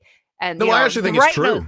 I think it's true, but it was also meant to be funny. Like he's just being funny. The truth is funny because essentially you're all lunatics. This is what it should be. That's why it's funny, because you're pointing out the insanity of other people. But this is nuts, right? So all he did was do if Ghost of Yotai made how do you say her name? Atsu? I don't care. She's fighting just for ugly, my life. I'm so she fighting for doesn't my matter. life with that name. The game would have sold 1 million copies by now. Designed with gamers in mind, designed with activists in mind. He's not wrong, there are though. some actors for a role you shouldn't put their face in the game. But this person, your wife and child, when they hear a gunshot from the other room, like because he made a joke, that's absolutely insane. This post kind of took off too. He got a lot of I was looking into it, and yeah, there was a lot of people just being stupid. Like, this is wild. I'm not surprised that the evil people with an evil ideology want people dead. Are being evil. I couldn't be less surprised when, like, oh my god, do you know all these people are evil? It's like, yes, yes. If you guys aren't following there is Phil, no other people that can believe that ideology except evil people. Of course they're cheering for death. Here, like, the entire thing is Here you go, chat. basing your entire civilization on equality is for evil people. It is for bitter, envious, jealous people that can never achieve anything, and they just want what you have. And so because they know that they could never achieve it, like, I need to strip you of it. So it is based on, and its very nature, it wants to harm other people. They want to get what you have, and they want to take it from you. Well, they can do that. The only way they can do that is by force. So it's a natural conclusion that they would have to use force and violence to do it, which is why their revolutions have always been violent. Yeah, it's true, and I think it's wild, but you're right. It shouldn't be surprising that evil people want to do evil things. All right. I mean, and look at James Gunn's entire series. Peacemaker is what he thinks a hero is. That's his top of, like, peak of humanity. When he wants to do Superman, his peak of humanity is, I get beaten around all the time, and I don't actually want to be good at anything. I'm actually going to lower myself so that I can be the same level as everyone else, like Mr. Fantastic. A guy whose entire powers seem to be he has some flying balls. It's like, I'm really smart. It's like, are you really? Yes, I made some flying balls. I made some flying balls. Okay. Well, I was gonna say, now this I'll probably, if you're watching this back and we're no longer live, this next piece may be taken out because Netflix. Every time I try to watch a Netflix trailer, even if I like pause it every like 6 freaking seconds, they still hit me with it. So. Oh yeah, this is why things like OBS help, because you can actually flip and stuff in OBS. Yeah. Let me make sure I get the right one, because now I gotta share it a whole different way. What was the next flick? Oh, is it the Witcher trailer? Yeah. I mean, I guess technically I could just not do the sound, but I don't think anyone really cares. But can you scroll up so we can see the? Okay, so that was the entire tweet. Because this actually summarizes the trailer. Siri. That's the entire trailer. Everything's about Siri's at the center of everything. It's all about Siri. Don't you care where Siri is? Great. The continent has shifted and Siri's at the center of it. The Witcher returns October 30th. Here we go. Do I have it muted? No, I heard it. Geralt, you spent a... So weird seeing that. Like, yes. It's like, don't worry, we've got Henry Cavill at home. Timu Henry Cavill. Liam Hemsworth isn't an ugly guy. It's just like, after you see arguably probably the best actor right now for the role, at least a big name to play Geralt, and then you take that away, no one's gonna look right. Well, the problem is when he opens his mouth. Like, oh yeah, I haven't heard him talk yet. Just the look. If he'd been the first guy to play The Witcher, I don't think visually anyone would have cared. But you will always be comparing him now, and so when he tries to do Henry Cavill's voice of The Witcher, you're like, oh. The deep, yeah, let's see. Lifetime battling monsters and men. That was him? Your entire being. Yeah, because he's trying to do that, like, See, even this. Your entire being is dedicated to finding someone. The only reason The Witcher exists is to find Ciri, to protect Ciri. It's all about Ciri. Like, I don't give a toss about Ciri. You could throw Ciri into a volcano, and I'd be like, thank God. Finally, can we have The Witcher in some scenes and The Witcher TV? It's not called Ciri. Do you know why it's not called Ciri? Because Ciri isn't a good enough character to build a TV series around, which is why no one's watching yours. Dedicated to finding someone who you fear you failed. Okay, that's just a narrator. wish he'd Okay, failed. I was like, that sounded really weird, but that's just the narrator. Okay. Oh, congratulations. This 4-foot woman can beat up 3 guys 3 times her own weight with a little dagger. You're Ciri. Always lost, never found. She's not who she says she I wish he'd is. stay lost. One of us. Oh, there they go. Yes. It does like autism in the background. It is. He's just, like, he doesn't care what's going on over I there. don't know why that's so funny. He's to just me. seen like a random bird he's never seen before, and he's just trying to work out what it is. Pretty. Everything. This is Witcher in Portland. Joining out across the continent to reclaim her. What a company I've ended up Reclaim with. Ciri. Oh, there he is. Notice how they had to cut his fight. Yeah. I remember seconds. there was a guy that was edited movies and stuff, and he says, you could always tell how good the person is that's fighting by how often the cuts are.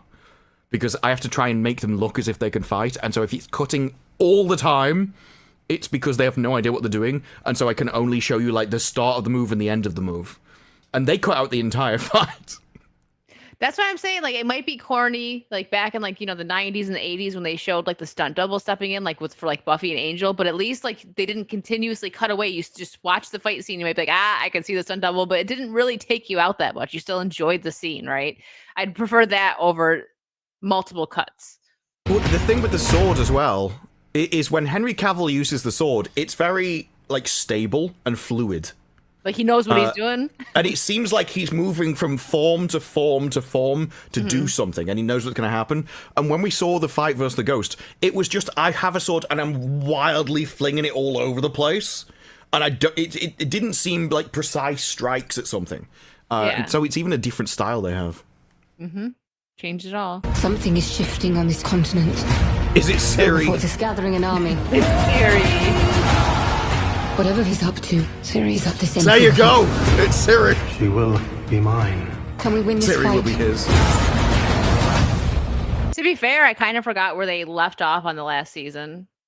I never watched it because it was ass. I mean, you're not wrong. I watched it. I was like, it's the last one with Henry, so I'll watch it. But this is going to be the last season. Whether even if they try to make like some what they think like awesome cliffhanger, it's going to be done. No Henry, people don't care. We can if we build Well, a Henry new wasn't really in the last season. No, barely. Yeah. For a Nerdotic Witcher. time, he counted all the different things. I think he said it was something like 30%. He was in Wow. his own series. Wow. We need Like, both of those are mages. Why are they sword We fighting? are It's very stronger strange. together. Sword fighting takes You'd years to abandon a learn. life of peace to join me on a death march. until See, the that day was you good. die. Oh yeah, I'm gonna get it for that probably. It's okay. You did not mention anything about an ominous graveyard of death. Let's fucking move! That's the comedy. We've got to have the comedy in it. That did not sound like Geralt. Mute the Well, that was music. the thing. I know there was commentary about, he's dropping F-bombs and stuff, and yeah, it was in the original series. But there's a difference between leading an army and going, let's move, and like, let's fucking move. It just, Yeah. is it necessary? Or, because normally you would use it for emphasis, not just, I'm an edgy 12-year-old and mummy Like the says way- I can't like say what- the word. When Geralt uses it, it's kind of like crap. You know what I mean? Yes, Like it's yeah. very subtle, not like that. Like, I have no problem with swearing. I have no problem with swearing being in the show, but you use the words for emphasis. Like, swear words are supposed to have a point, and that was just used in the middle of a phrase for no reason whatsoever. It's not like an army's come over the hill and you're all about to die. Let's fucking move! It was like not panicking or something. Yeah. It's over. humanity survive another day. Saving someone is the most important job. It's saving Siri. The Witcher is That's the name of the show, Saving Siri. in a state of flux. You are He's becoming something new. He's becoming Siri. We fight for our future! Siri's future. How will you be reborn? A Siri. As Siri.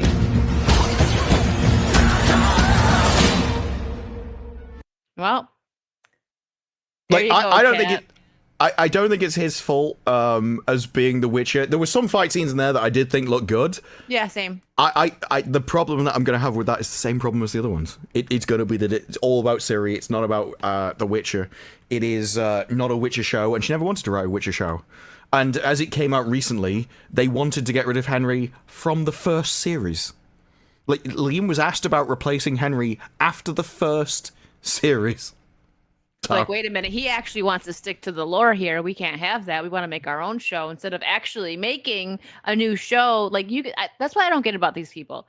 You could even maybe get the rights to make a Witcher type show in the Witcher universe, maybe, but don't use the Witcher Geralt and the story from the books and the games that everyone likes. Like, you could do that, or you could just like completely make your own new fantasy show. You could try that, but it's really hard for them. They want the fans to watch, and then they ruin it, and they wonder, or, they complain that we're the problem because the audience that they're trying to get in doesn't like what they're doing with the franchise because they're changing the story, and that's not what they want.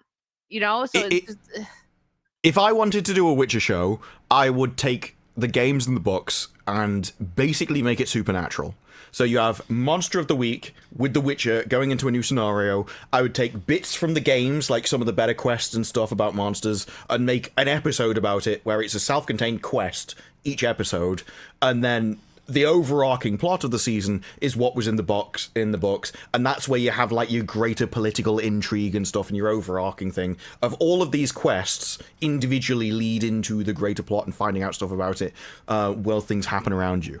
And you could have done that for series after series, and that pleases everybody. You have people that like the games, you have people that like the books, and you still get to make your own stuff up because you can have individual episodes that you just make up that merge those two things together. And instead, well, we didn't want to make a story about The Witcher because Lauren Hissrich doesn't actually identify with The Witcher. She identifies with Ciri. And so the show is about Ciri, or she identifies with the other witches and things. That's the story. That's the part of the story she sees herself in, and so she emphasizes that in the plot. Whereas I can't imagine. Did a series with like Yennefer and stuff, like a prequel, or I don't know if she really wanted that. Yeah. Why make it focus on Geralt, the Witcher, and then because ruin Geralt is the IP. Like he's the one everyone wants, and she couldn't sell that. There was an old. Back before Blood Origins, she said the original plan was to have each annual release would be the Witcher spin-off, Witcher spin-off, Witcher spin-off. So every year there was another Witcher series, and you would put in these other spin-off shows biannually. And I think that's where you would have had things like the Yennefer spin-off, or the Blood Origins universe. Yeah. So that would have been where she could do what she wanted. It's just... when you have the guy that can tell you exactly what you need to put in, even wrote like one of the scenes that you didn't want him to do and everyone liked it, maybe listen to him. It's like in Wheel of Time, one of the few things that I liked actually turned out to have come from Brandon Sanderson. It's like, yeah, maybe you should have listened to his other notes. The one time you listen to him is the only good part of your series. Maybe you should have listened to him more. Yeah, you'd think that they would understand that by now, but they don't.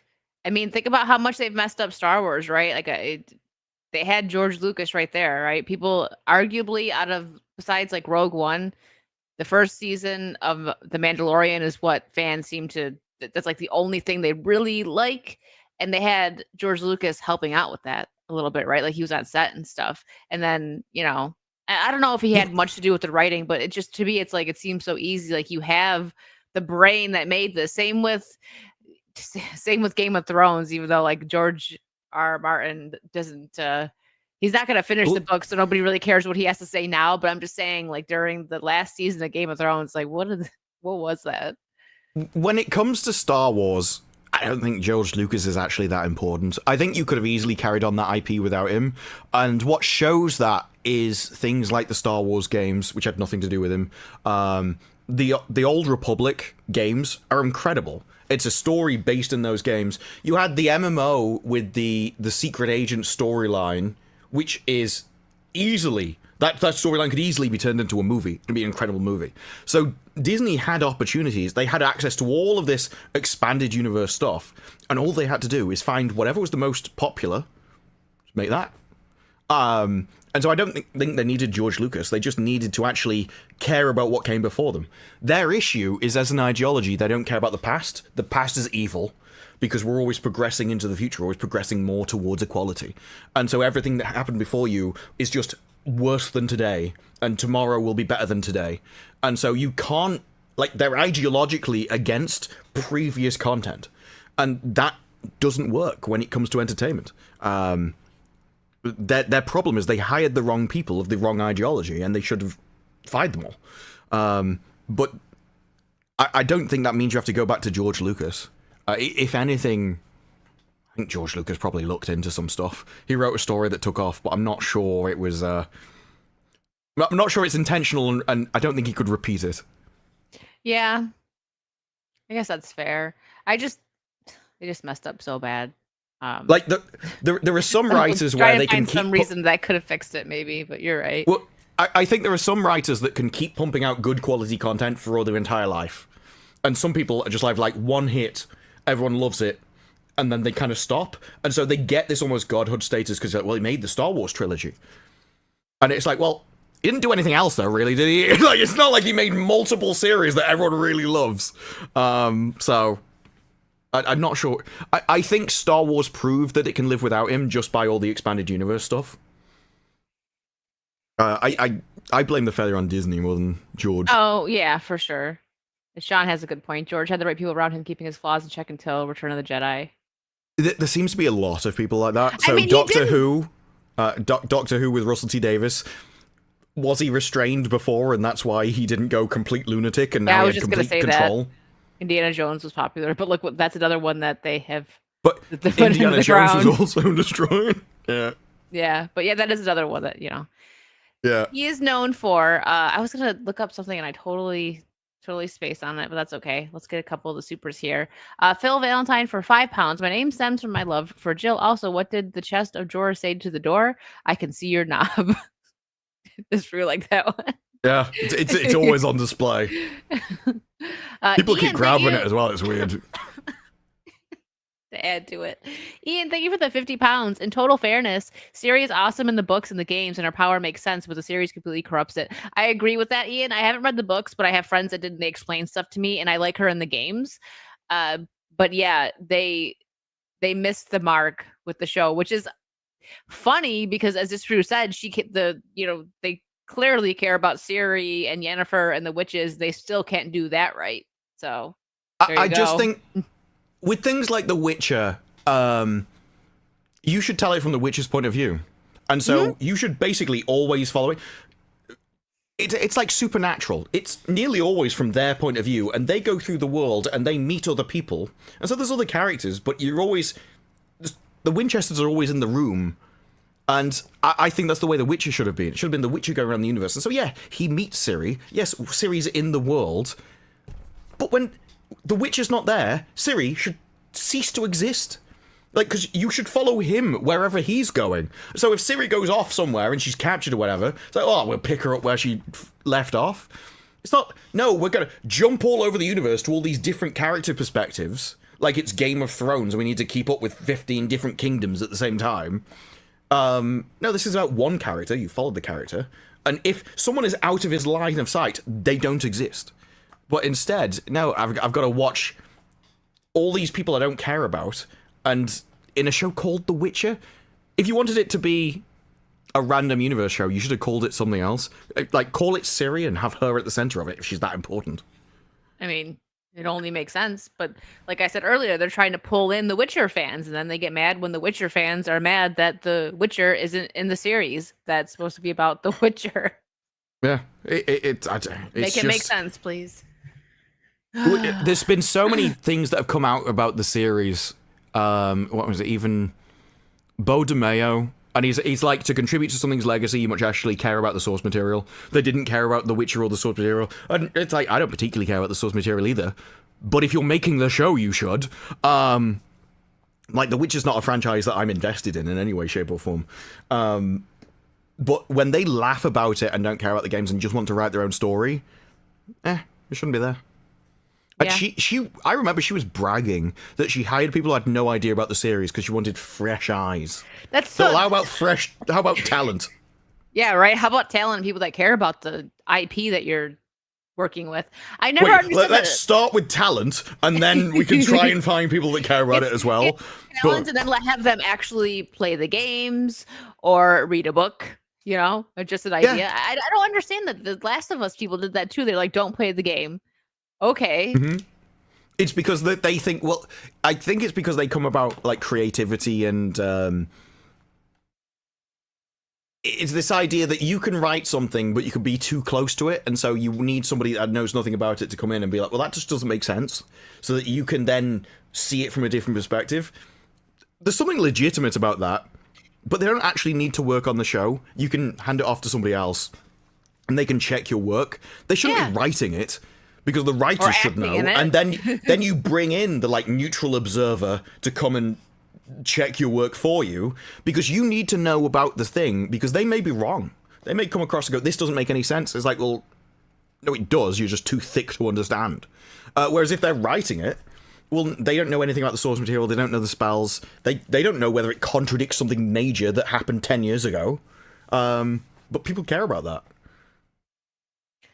Yeah, this makes me want to do Witcher gameplay and possibly read the books, because I am interested in the universe. I liked the first season a lot. I think by this point, reading the books will be faster, because the games are like hundreds of hours. I've seen a lot of gameplay. I know the stories. Like, I really like Yennefer. I did a Yennefer cosplay and everything. And normally I don't do that if I haven't like watched or played whatever the character I'm cosplaying as. But once I learned about them all, I'm like, I got to do this. This is cool. I saw Nerdrotic playing it, and my favorite moment is where he's got the camera pointing this way, but his horse is facing this way, and he starts riding forwards. So he's not looking where he's going. He's riding into his own camera view, and you just see him ride off a cliff while he's still facing the other way. Aren't the books like translated from Polish? Yeah, I imagine that. Yeah, the Right? writer's Polish, so I imagine they are in Polish. Okay, yeah. I was just making sure that I had the right book, that it was Witcher. I'll probably find it on like Audible, because I do have books still. I like to actually read books, but my thing is, when I'm so busy during the day, like doing work and stuff, I love to just throw on like a podcast, just like an Audible. It gets me through stuff faster. That's how I read the first Brandon Sanderson book that I've ever read. The thing about The Witcher is it isn't the books that were popular. The games were popular. And then the books got popular again. CG Projekt Red bought the books and they popularized the franchise. You can even prove that because they just paid him some token fee for the books, and then he took it because he didn't think it was going to be successful. His books weren't that successful. So it's not as if he had like a percent of the back end or anything. And then he later sued them because he said, I didn't get paid enough because these games are so successful. No, CG Projekt Red are entirely responsible, essentially, for the success of this. I had to look it up again. It was Skyward. That's still the only Brandon Sanderson book I've read. I liked it a lot. I got to get some more. Oh, I would start with Mistborn. Mistborn. Yeah, I think I actually might have put that on my list there. And speaking of random like IPs being bought, I feel like I don't know if you watched this. Did you watch the Sabrina the Teenage Witch from the 90s with Melissa Joan Hart? Like, yes, I can't remember much of it, but I watched whenever it was on TV. Yeah, it was one of those things where everything was live, so I watched a lot of it when it was live, but I probably missed loads of episodes. Yeah, it went on for a while. So I talked about this on another stream, but a random fun fact is her mom went to Archie Comics and bought the rights to Sabrina for $1 with that show in mind. And then she went to ABC and pitched the idea, and they did a made-for-TV movie first to see if it went over well, and it went over really well. So then they made the show. So her mom just like paved the way. She was already popular because she did the Clarissa Explains It All show, but she was very popular like 90s and early 2000s. But yeah, for $1, her mom bought the rights to that, and that show was such a success. It begs the question, why would, like, I could understand like $1 and 1% of anything that you make revenue-wise. Maybe they did that too. Because otherwise, why would you sell anything for $1? For It's like, well, that's not even worth the effort of signing the contract, let alone anything else. Hi, Mike. You'd at least trade. Go ahead, finish. I'm sorry. You'd at least want like 1% of merchandise or revenue already signing fee. Because I think that makes sense. It's like, if anything comes from this, then we'll take the cut on the back. Because that actually shows confidence that my IP is good, so it will do well. Whereas if you just want an upfront fee, what you're saying is everything that comes from this will be crap. And so I'm just taking as much money as I can before you find that out. I bet you Mike has the Melissa Joan Hart Maxim cover. But no, she... I actually just got her book. She has a book called Melissa Explains It All, because I watched like a deep dive video on her, and it was stuff that I didn't know, and I thought that was very interesting. So now I have her book. Oh, is she actually Sabrina? I remember... Yeah, Melissa Joan Hart, yeah, she was Sabrina. Because you had the Sabrina and the two aunts, but I wasn't sure which one was which. I also added you to raid. Sorry, I have it set to where I have to add people added to the list. You're on there now, just so you know. Thank you for the raid. Also, we have to do a onesie spooky stream. This Drew says that we should play Outlast. Yes, just scare the crap out Trials. Of me. Because I have a Stay Puffed Marshmallow Man onesie, and you can wear your shark onesie, and we can be scared, spooky, but snugly. We'll be comfortable. Yeah. Outlast Trials is interesting. It's not the game I thought it was, because it's nothing like Outlast, really. It isn't, because I didn't like Outlast. Like, okay, I know people are like, what? I just didn't love the story. So if I watch something or play something that's scary, I want to like the story as well. And I just was like, it was scaring the crap out of me, the Outlast games. I will admit that. Well, I think you would like it because it's quite like Dead by Daylight as a gameplay loop. So it's not you go into a thing and you've got to solve generators and there's a player hunting you, but it is you get sent into a level with a mission that you have to do, and there are hunters walking around that are AI, but you have to do your mission while they're hunting you and get away from them and stuff. I got it. And since I don't have the noise cancellation now, there's going to be a lot of me and Mike screaming, probably, especially if there's jump scares, because that's what gets me. It's the jump scares. That's the entire point of a horror game. You're supposed to see the screamer. Yeah, so... Whereas in Mike Screams, the scariest part of it is where he puts on his onesie. Or sings. Well, we will talk about it, Mike. We'll figure it out. All right, so I'm caught up on Supers, yes. Time to talk about Tron, which I did watch. Well, before we do that, hold on. Disproves got host. Please hold, chat. What does he have? Is it another Mike thing? Mike, we're gonna change the Saucy intro to you singing "I Love." I'm kidding. Mike's already seen this last week, but you haven't seen this last week. Oh. Rawr. Rawr. Rawr. Mike's scary. Mike, that's his scary roar. Yeah, if ever burglars appear, he's gonna stand at the top of the stairs and just hear, "Out of the darkness." Rawr. Listen, if someone broke in and they see, he's just gonna stand there in that Barney suit and they're gonna back away slowly and be like, I don't know what's going on. They're like, here. Oh no, I'm scared. This is gonna end up with me in a basement in a gimp suit. That made me sad. You keep making You're Scottish. That's your natural default state. Sad. Oh man. Okay. So I haven't watched the other Tron movies. I'm going to now because I'm seeing I watched Jeremy Johns was the only review I actually watched after I seen the movie, because normally I wait until I review it, but this wasn't like some movie that I was like super excited for and really had so many points. Have you seen the previous ones? No, I haven't, and I would like to watch. I heard that the second one was actually, I mean, the first two are good, but people are saying the second one, that this movie kind of ruins stuff that happened. It utterly ruins, and I think it's intentional. Yeah, Legacy, I've heard it was amazing, so I'm gonna actually watch it this weekend, maybe tomorrow. I'm interested. The thing now. is, so there's going to be minor spoilers because we haven't seen them, but you have to do it for the third one. So the first movie is essentially a guy goes in, you see the entire thing, and he takes over the company.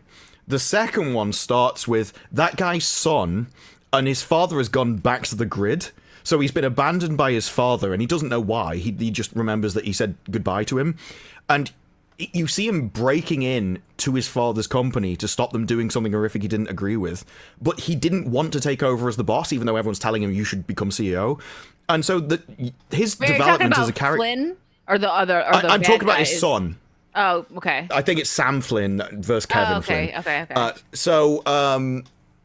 The kind of arc for that movie is him going into the grid, finding out what his father's been working on, why he left him in the first place, that it wasn't deliberate and he didn't have a choice, but he's been like doing his best in the grid as he can, and then the movie ends with him realizing I should take over as CEO of the company. It's the whole point of inheriting his father's legacy, and that actually there's something good about that you should protect, work, and build on your father's legacy and carry it into the future. This was Legacy, the second one you're talking about? Yes, and there's a clip that I want to show. So then why the heck is this chick running the business? Well, exactly, right? But this is the end of the movie, this scene. So the audio or anything doesn't matter, but I might. Yeah, it's whatever. It's basically you That's just see his her. son. So he goes into the grid and he meets his father and her, and she's like a program that also spontaneously evolved, essentially becoming a real person. It is. You witness the evolution of programs inside the grid to create life. So he brings her back to the real world, and you can just see, right? She comes down, and she's like, I'm finally in the real world, experiencing the world, and she kind of falls for him, so it's them two getting together, and she's like sinking into him and stuff, and then she sees the rest of the world, she's like, oh my god, this is amazing, he's showing me a whole new world. And then you get to this, and it is like they take Legacy, the idea, all the themes, all the characters, and deliberately invert them.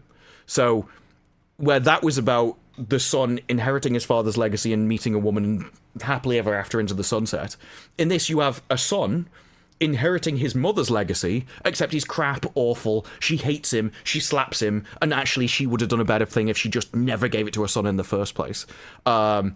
With Eve and Jared Leto, they don't fall in love. In fact, she loves her sister and misses her sister because you couldn't have a heterosexual relationship. That'd be that's a bit disgusting. So then they deliberately split off at the end. And she's like, I want to be a career woman and be a barren harpy for the rest of my life. Well, he travels the world on his own. Looking for what's her name? Waiting. He's waiting for the rest of the world to catch up to his existence. Well, they said the picture, like he's looking for the other girl that was taken out of the game, right? What's her name? Cora? Is that what you guys said? I didn't see it. I'm gonna watch it either tonight or tomorrow. Was he looking for it? I thought he was just experiencing the world. No, they show at the end. He's looking at at pictures of her, so it looks like they're alluding to him going to look for her. So if that's the case, which is stupid that they had to put this like filler movie in, then like what Eldridge had said, that because I didn't watch the movie, but he wanted to see, what happened to Sam. Here we go, a direct sequel to see what happened to Sam and Cora. Yes, and this was the original plan. So when Legacy was there, they tried to make a sequel for a long time, and for whatever reason in Hollywood, it never worked. And so that's why we had a huge gap. And then in this, they were like, well, that didn't work, so we'll just do our own thing. And this feels to me like they took the art direction of Legacy, the kind of visual aspect, the skin suit of it, and then just made their own characters, their own story, their own lore. It directly contradicts all lore of the universe. Permanent code doesn't exist. In this movie, for some reason, none of them realize you can go into the grid, because when Eve goes in, she's like, I saw light cycles and flying mobs, and everyone thinks she's insane. It's like, you rule MCOM. You've been traveling into the grid for the last 30 years. How do you not know about any of this stuff? Yeah. And so it feels like an entirely new, original movie, the first movie, that has just said it's part of these other ones, even though it doesn't actually make sense at all. So what I'm thinking, I don't know if they're going to do this, because as Sean pointed out that, these two, Garrett and Olivia, fell out with Hollywood for various reasons. Olivia Wilde, definitely haven't seen her or anything in a while besides that stupid Don't Worry, I'm Darling. not against recasting. Well, yeah, but I'm saying, so what I'm thinking is, I mean, I could be wrong here, but maybe they're doing this, and this isn't me giving them any points at all, but this is actually the opposite, because if they're doing this, they did this whole movie, which is kind of like a filler, and if they're going to go this route, because they show him looking at her pictures at the end, which is Olivia Wilde, so maybe they won't be recasting, it was actually her pictures, and they're alluding to him going to look for her. which would make sense because she was also someone that came from the grid, right? So he's going to find another person like that. So I don't know why they had to have this whole filler movie and doing that instead of just doing that from the get-go. So maybe they're planting that seed and then the next movie is going to be like that, but people have a bad taste in their mouth now from this one. No, I don't think so. I don't know if they're going to do that. I'm not like giving them like cut them any slack or anything, but I'm saying if they do that, it's like, why did you have to do this whole movie? Which one thing I will say, and I think everybody can agree on, is that the effects were really cool in this movie. Oh, the it looks great. Really good. It looks great. It sounds great some of the time. But anything about the tech, how it works, the chase, people are like, it's got amazing chase scenes. Like, the chase scenes don't even make sense in the universe. All of the light bikes, part of it is they're supposed to turn 90 degrees, and you set it in a city in America where all of the roads are at 90 degrees, and you don't even do, like, the instant turns that you could do. There was a clip today where it showed the end of the movie, marketing the movie, because that's kind of where a lot of the stuff is. And even then, all these things fly out, and it's all from the trailer. You see them all scatter, and then they basically don't do anything. But my biggest problem about the movie was right at the start, because this is what I mean about it seems deliberately spiteful about Legacy. This movie starts with, well, yeah, Sam Flynn took over NCOM, and then drove it into the ground, so that he could only be saved by this new Eve CEO woman because she invented Fortnite. You didn't need any of that. You could have had him just go, oh, well, he had to go off and do something. He had to go into the grid because there was a disaster there, so we lost our CEO. You could have had it, like, give him a good send-off, as if he did something to save people. But instead you were like, he's just crap at business. What we really needed was Clunge as the CEO. That's what we all need. And that's what all of this was about. This is one of the most girl power... You should have cast the Spice Girls in this movie. Well, I would have enjoyed it more. I love the Spice Girls. Well, whenever her name is, I just suddenly thought of Catherine Zeta-Jones. No, Jodie Turner-Smith. When she took over, her henchmen were always women, like, all the time, and it always showed. They always zoomed in on their faces so that you could see them there. That makes no sense. Henchmen being women. Come on. Well, you could probably get away with it in this because you're like, well, they're programs. Oh, so, yeah. like video game characters, you could just, well, they're the same stuff. But it is that you still deliberately chose that. You chose to not only just have them walking over there, but every time you, like, zoomed in, that you gave them half helmets so that you could see that they were women from the face down. Like, you had to always show that. You had to have the main villain be a basic cock where he just gets slapped by his mom for absolutely no reason halfway through the movie. He's happy and she smacks him and then stabs him in the back. You had to have it, though, so that when she died, he's, like, hugging her. He's like, oh my god, my world's fallen apart. I can't believe this has happened. I mean, yes, you wouldn't have died if you actually trusted me rather than thought you knew better than me, you stupid... But instead, I'm upset that you've died, I'm hugging you on the floor, and her final words, her last breath, her dying sentence to her son is, this is all your fault. Also, in that scene, tell me why, like, he didn't call for help. Like, I don't know how fast it was. Maybe they dragged it out and it looked longer to us, and maybe it was only a couple minutes, but, like, she just dies on the floor. Let's not call an ambulance, or is there some kind of medical in your big billion-dollar building? Like, well, all I'm saying is if I had a laser printer there that could print off anything in the universe, maybe some first aid, eh? Maybe a doctor. Like, you can 3D print anything. Yeah, I actually didn't even think of that. I was just thinking, like, of the actual building itself, but you're right. Well, that's even more, like, crazy. You probably could have saved her. That's the problem with all of it, because they were like, oh my god, I can't believe you didn't tell the army that your tanks that you printed off only lasted half an hour. And I'm like, why does that matter? You can have a transportable ship that you just send around a battlefield and print off an infinite amount of crap out of literally nothing, because it's not like they have to feed it matter or anything. Mm-hmm. And oh, it only lasts half an hour? Okay, so you advance the front line with infinite units half an hour at a time. Like, where can you get in 30 minutes? Like, even if you're going at 60 mile an hour, you can get 30 miles out from your capital ship. I think you'll be fine, personally. I think the military would be okay with that. Yeah, and Jedi makes a good point. The worst part about this would probably be the last Tron movie or thing we will get. Tron Ares isn't the story you wanted. Now we have to pay for not seeing it, sometimes that is better. Yeah, I'm kind of excited to watch Legacy. But it's probably going to make me dislike this one even more. I think you have to watch the first one to really get the second one. Yeah. Okay. Because I'll watch both. Yeah. And it's not even that they tie in. It's just that you won't care so much about his father if you haven't seen the first one, which is his father's story. And it really is like Legacy is about.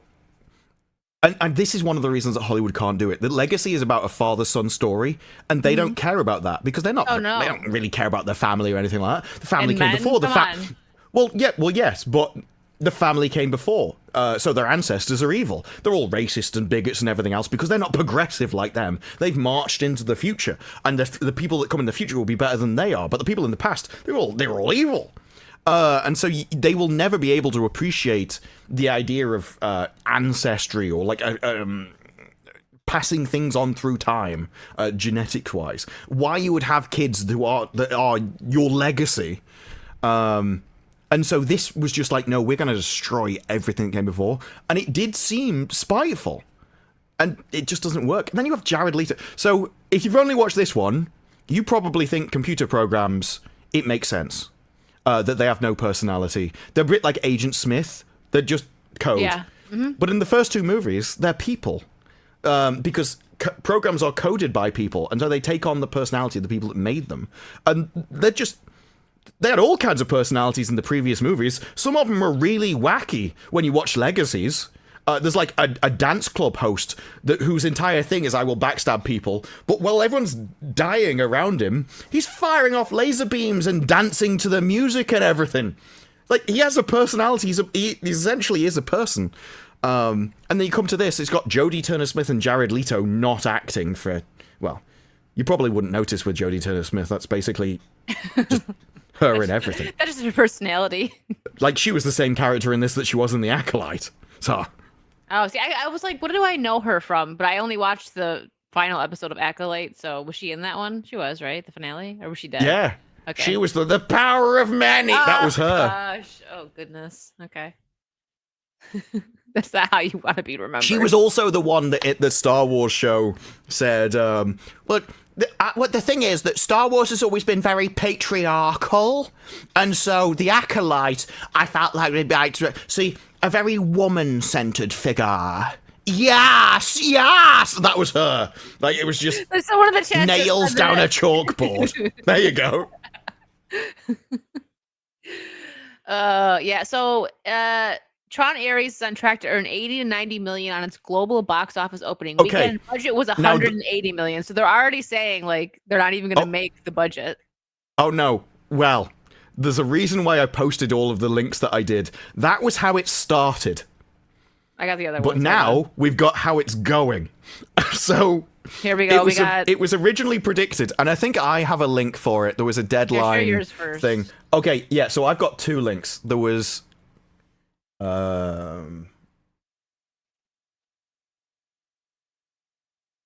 Okay, so the first one, Tron Ares hopes to pop a wheelie at the weekend with 80 to 90 million. And then the Hollywood Reporter went, Tron is in big trouble with 35 to 37. So essentially, internationally, it was hoping to get 45 to like $50 million domestically. 40 to 45. And now, wow. I've got this one too. Hold on. This might be the one you're going to share. But there's one that will be like 30 from deadline.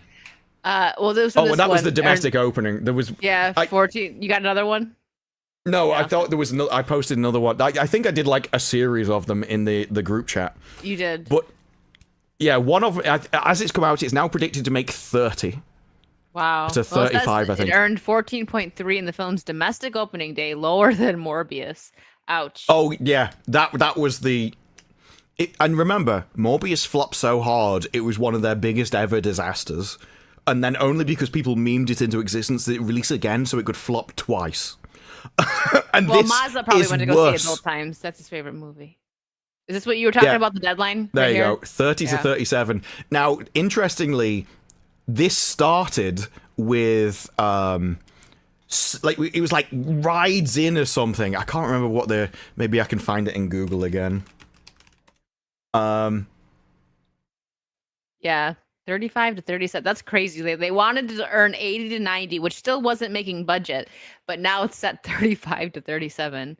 Yeah, there was one where the summary in Google was like, it courageously rides to 35 to 37. Courageously. And now they've done it in like underwhelming opening. But the interesting thing about this is actually the analysis of it. What, down more? So if you scroll... Keep yeah, going? so it goes... unless it's on my own screen, I can't really get, because I'm used to scrolling around and stuff. Oh, sorry.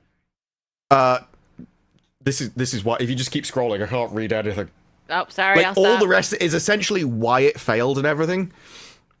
They're saying, let's see, why isn't Tron Ares brighter? It is because of Jared Leto and the tabloid headlines he generated in the last year.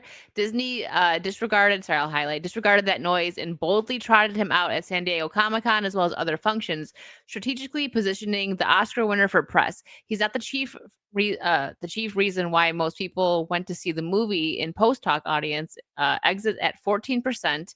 Those who bought tickets came because it's a Tron movie, 47%, because it's sci-fi, 41%, and the cool special effects, 33%. Is that what you meant? Okay. Or no?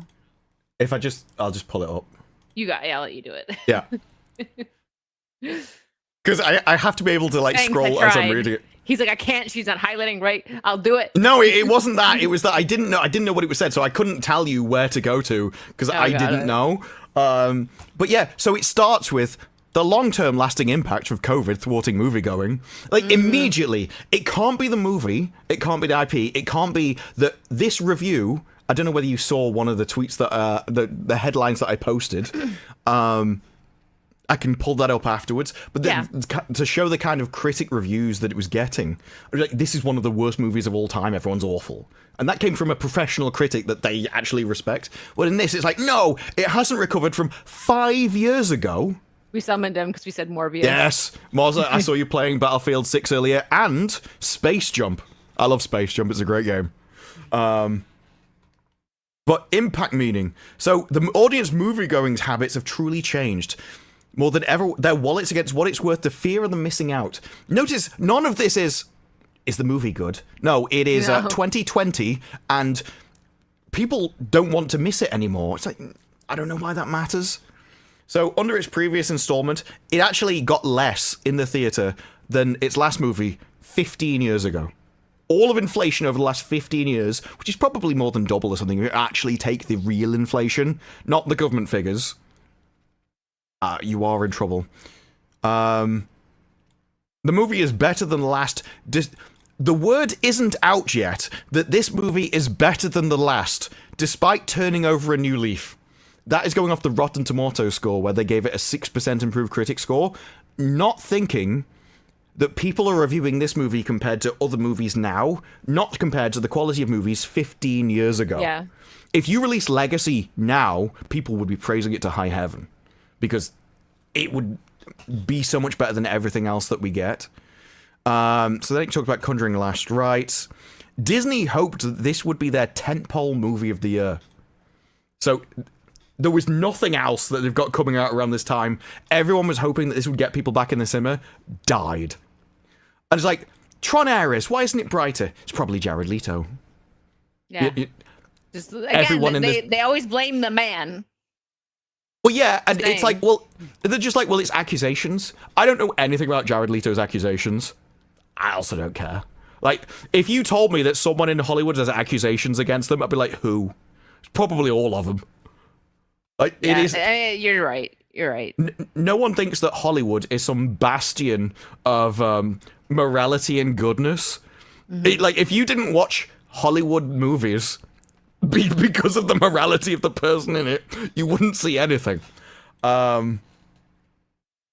Very fair point there. That's why I say, like, I know that, like, when we talk about this, depending on the actor, you say you can't, you know, if you hate the actor, then you can't watch something. But I just mean that's where, like, I can separate it. If they're just, like, kind of annoying, but they're actually a good actor, right? I'll watch it. But if they've done something awful, then that's kind of like, it's hard to watch their stuff. Jared Leto isn't in prison. And they keep saying accusations. So presumably... Just accusations, yeah. He's not been to court. And if he hasn't been to court, I don't care. Now, fair. there are people like Diddy same way. that go to court and then they get off. And then they get off for a wide variety of reasons. And then I might have my own opinion if I've kept up with it, which I haven't really. But I might, there might be, I can see why this person might have got off, despite the fact that I may think he didn't. I don't think Jared Leto's even been to court. No. Like, so it's the same. If you go to Twitter rather than the police, I don't believe you. Like, I have basic rules. So if Jared Leto hasn't been reported to the police for an investigation, Yeah. That's fair. I'm the same way. like, Innocent until proven guilty. there was too many people destroyed for absolutely no reason because random tart just accused them of some random thing. And it was like, well, 25 years ago, there was a woman over here, actually, Julie Hartley Brewer, and I think somebody said that a guy had touched her knee, and she went, yeah, he did touch my knee, but I don't want him cancelled for it, because if someone touches my knee and I don't like it, I'll slap him. I'm like, yeah, can we return to those times, please? Yeah, right. Where you're allowed to make an awkward pass at somebody, because this is how we continue the human race, by actually making a pass at someone and they say yes or no, and they can slap you and stop you, and as long as you stop when they say no, that's fine. There are a lot of accusations came out in Hollywood and stuff now where it was clearly just a guy coming on to somebody, did it awkwardly, and now you want to destroy his career. Well, do you remember? I think it was maybe an interview or a series of interviews that Henry Cavill did. I mean, now he's in a relationship and has a baby and stuff. But this was before that. That instead of dating new people, he either he would just stay single or go to exes because of the Me Too movement and stuff. And he didn't want someone to make false accusations against him for hitting on them or trying to take them on a date, or that's just how it is now. Who's the I knew his name right until I needed to say it. The John Wick actor. Keanu Reeves. Keanu Reeves. It was pointed out he always hover hands in every single picture. You can always see his hands. You can always see them not on the person. I don't want to live in a world. I don't want to live in a world where that's required.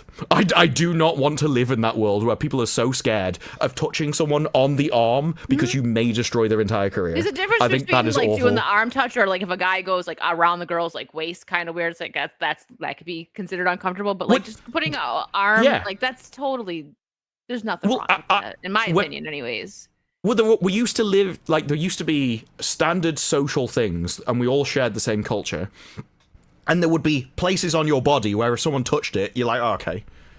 And the shoulder, it's there's nothing sensual about the shoulder, despite what some of the super chats may have suggested earlier in the stream. But you should be, shaking hands. It's oh my god, I can't believe that you shook hands. That's so intimate. It's no, there are parts of your body where it doesn't matter if they touch another human being compared to other parts. But it does seem that we've entirely, as a species, just eradicated any ability for people to come onto other people. It's well, if you come onto somebody and they feel awkward about it, suddenly that's illegal. It's piss off. Grow up. It's a really childish point of view. Exactly. Yeah, it's there are some things in your life that you should be able to handle, and one of them is maybe being complimented by someone that you think is ugly. It's well, okay, you can just think they're ugly, you can politely decline and move on with your life. Without going, 20 years ago? It didn't bother you for 20 years, but it does now. I don't care. I don't Anyway. So anyway, the original Tron was a bomb back in the time. However, the guy getting stuck in a video game movie, but following his home afterlife in 2010 reboot, Tron Legacy is all about brand awareness. I hate brand awareness. Brand awareness is we can just put stuff out, and as long as people find out about it, it's good. It doesn't matter whether what they find out is good or bad. As long as they hear the brand Tron, that's a net positive. That's not how brands work. No. And then they start talking about relish mix. I keep seeing these analytical trackers as if they mean anything that you've never heard of before. It's well, actually, when you look at TikTok, do you think that TikTok are going to watch your movies? I know. You bring in TikTok into this, you already messed up right there. Your logic is gone after that. I can't stand TikTok. And TikTok, I don't even know what TikTok is anymore. I just know that it's a cesspool. I mean, I know what it is. I haven't had it in a while. So I haven't scrolled through a TikTok in a while, but just what we see that gets put on like X and stuff, it's like, oh gosh, it's gotten so bad. Like, can they just go back to doing stupid dances or something? Like, it's become just so much misinformation, and there's a lot of AI stuff going on there now, like where people think it's facts because it's an AI person telling you stuff. And I'm like, oh my gosh, I hear people I know telling me stuff, and I'm like, it hurts my brain that they actually think this way. And I'm like, they saw some AI crap on TikTok and they think that it was real. Oh yeah, that happens all the time. Like, even on Twitter now, I'm seeing videos retweeted by people, and it's got the Sora mark on it. It's like, I thought that if we tagged the video with the mark of the thing that created it, people would be like, oh, it's obviously AI, because it literally says it on the picture. No. People, they still don't notice Sora.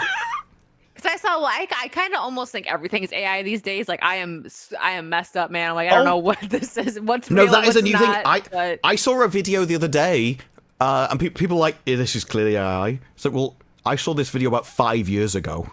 It's real. I know the video, but now everyone thinks everything is fake. And that's the way it goes. And that's how I am.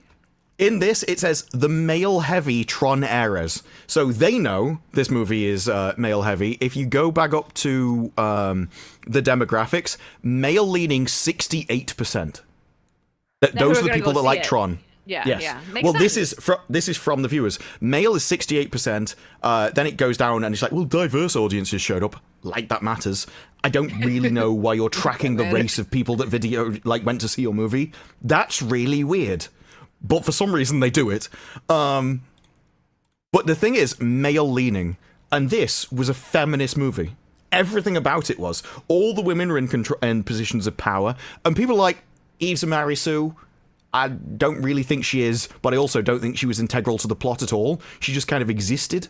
Yeah, she didn't really do anything. She really didn't. I agree. So I wouldn't call her a Mary Sue at all, because she just kind of is just, like you said, she's just there. She doesn't do anything spectacular. She's not like fighting or doing anything cool. I actually think you could cut her out the movie and it wouldn't matter. 100%.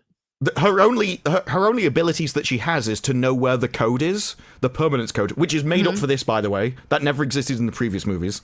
But this is how thick she is. She went to Antarctica to find a computer that was a backup of a computer that she had in her own headquarters. So she spent 3 months in Antarctica when she could have just gone downstairs. Now, I'm lazy, so I'm always efficient in everything I do.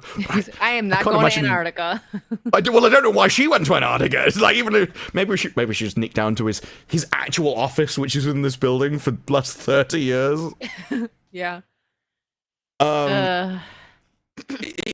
It's just crazy to me. But it is when you go to Athena, compared to him, it's like Athena is the entire girl boss thing. When you go to Dillinger, that's where the entire girl boss thing. The mother never should have relinquished control to her son. The son was awful. She always should have done it. She backstabbed him at a moment's notice. She goes down, stabbing him in the back as she's dying. And it's like, if only I hadn't left this to my son, I wouldn't be dead now. And it's like everything about it. I know. But man. Yeah, but it's not for the audience. And I think you have to align it with the audience. And a lot of the 32% of women that went there will have gone there because they were with a bloke. And the guy wanted to see the movie, and they're just the girlfriend of the guy going to see the movie. So I watched it to review today. So. Yeah, well, it's because it's about computers, video games, and lasers.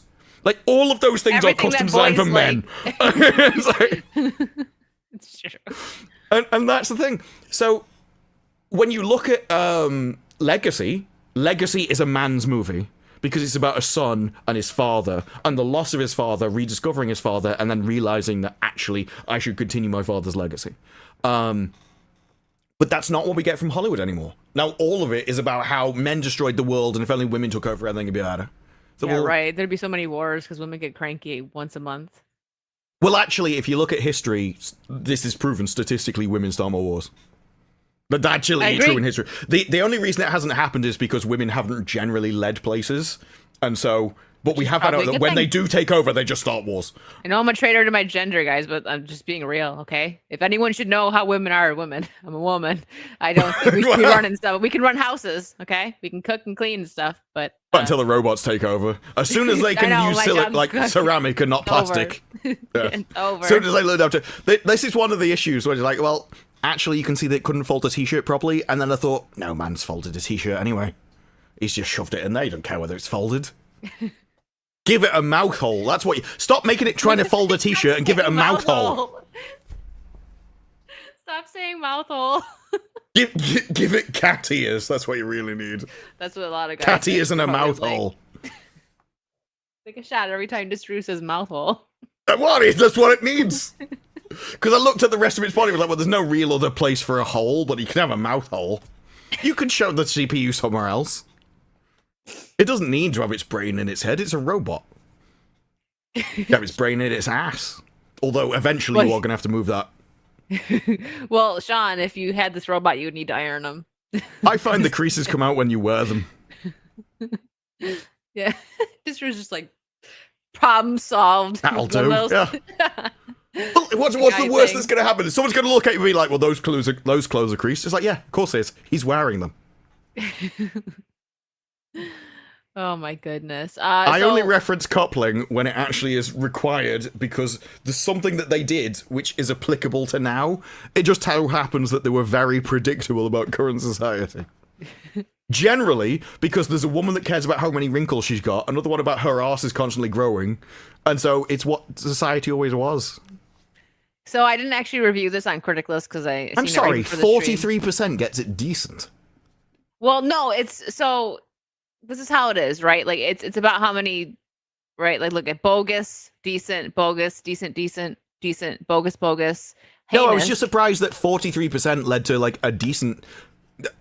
It's because I suppose no. You see what I mean? Like no, it is my fault because it actually makes sense that if you're reviewing something properly, 5 out of 10 should be average. An average should be still a watchable movie. Yeah, it should. It's just not true now. And it could also go down, right? Like it just dropped, and this is only 25 people have reviewed it over here. Yeah, but actually, well, I mean, if you traveled back 20 years and someone said it's an average movie, you'd still watch it. Yeah. You'd still enjoy 2 hours of time. It just wouldn't be mind-blowing. Let's see. I'm curious of the difference. Yeah, see, it's so different. You see Critic List, right? They got a decent score. And on actually Rotten Tomatoes, it got an 87. Can you click the 57% number? Click right. Oh, the number? The number, yeah. And then go to Top Critics. Ah. There you go. Actually, if you go to Top Critics, it's very similar. Now, the audience score, Rotten Tomatoes has changed the audience score so much you just can't trust it. It is only people which have gone to the cinema through a certain website and then reviewed it. So there's so many obstacles you have to jump over to get it there. It means that they're the most dedicated fan base possible. Mm-hmm. Yeah. Well, overall, and I think you've just got survivorship bias because they are the people who saw all the critics' reviews and still went. It's true. So overall, I would just say that, the visual effects were great, but the story was very lacking. And I had the first two spoiled for me. Before I watched it a little bit of tidbits of videos so that I knew the story. And I'm probably going to dislike Tron Ares more after I watch the first two movies. But I mean, yeah. And it probably is. I know I said maybe they're planting a seed and there's going to be another movie. Probably not. This is a pretty big loss for them. I don't see them making much more on this. Yeah, there was rumors about a TV show that continued Legacy and stuff, but a lot of the rumors, I don't trust them. I don't believe them until they appear. Oh yeah, so remember when I said it's a male fan base? Yeah. For Tron. Oh. It was a female movie pitched at a female audience through all the marketing. And this is you can tell this is James Charles. I know who that is. Yeah, if you guys don't know, he's a makeup. This is a a male makeup influencer. This is a guy who said that. I can't remember the exact quote. I'm going to paraphrase, but it was something along the lines of, "He really enjoys turning straight men. They're the ones he goes after." Yeah, he got some. And you decided to bring James Charles to your So- premiere of your male demographic movie. So he kind of, I don't know if you could say got canceled, but people came for him, rightfully so, because he was doing that, specifically that. And like he's younger, right? Like early 20s, I guess. I don't know his age, but I think there was like a 17-year-old that was involved at one point. Like a straight guy, like he tries to turn straight guys. Some of them were I had under heard 18. there was questions of age. I didn't know what ages were involved, but I had heard those accusations. I didn't know anything about them, though, which is why I didn't bring them up. That is crazy. You're going to invite a makeup influencer, a male makeup influencer for the Tron premiere. Okay. Well, women love male makeup influencers and stuff. It's why if you look at all their makeup and stuff, it looks like a man did it. Not me.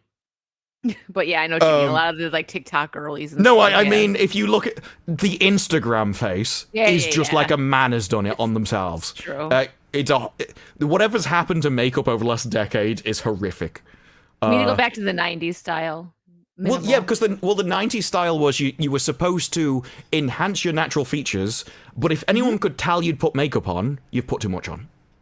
And that was the best thing, because then it's a better lie. Because if the entire point of makeup is to lie about your genetic fertility, then if the moment people can actually realize that you're lying about it, you've failed. Because now we know that you don't look like that, and you're just like, I'm going to take you swimming, love. What's our first date going to be? Swimming. And it's like, I don't care. It's waterproof. It's like, here's a towel. So this was my favorite review. Tron Ares is so bad it makes you wish AI would hurry up and destroy Hollywood. Oh dang! A shambolic film populated by some of the most aggressively charmless characters ever seen in a blockbuster. Then we had Tron Ares review. The worst film of the year and a new low for Disney. That is stiff competition. It sure is. Jared Leto's vehicle in an otherwise ethically dubious, horribly written nadir in franchise slop. I don't know what that word is. It looks like something that had come out of London. I don't know. I've never heard of it before. Chat? Skip the hack sequel. Just download the soundtrack.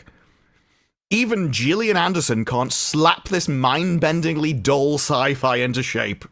Pointless threequel delivers a leaden cameo from a white-robed Jeff Bridges and an irritated turn from Jared Leto as a hipster-haired humanoid.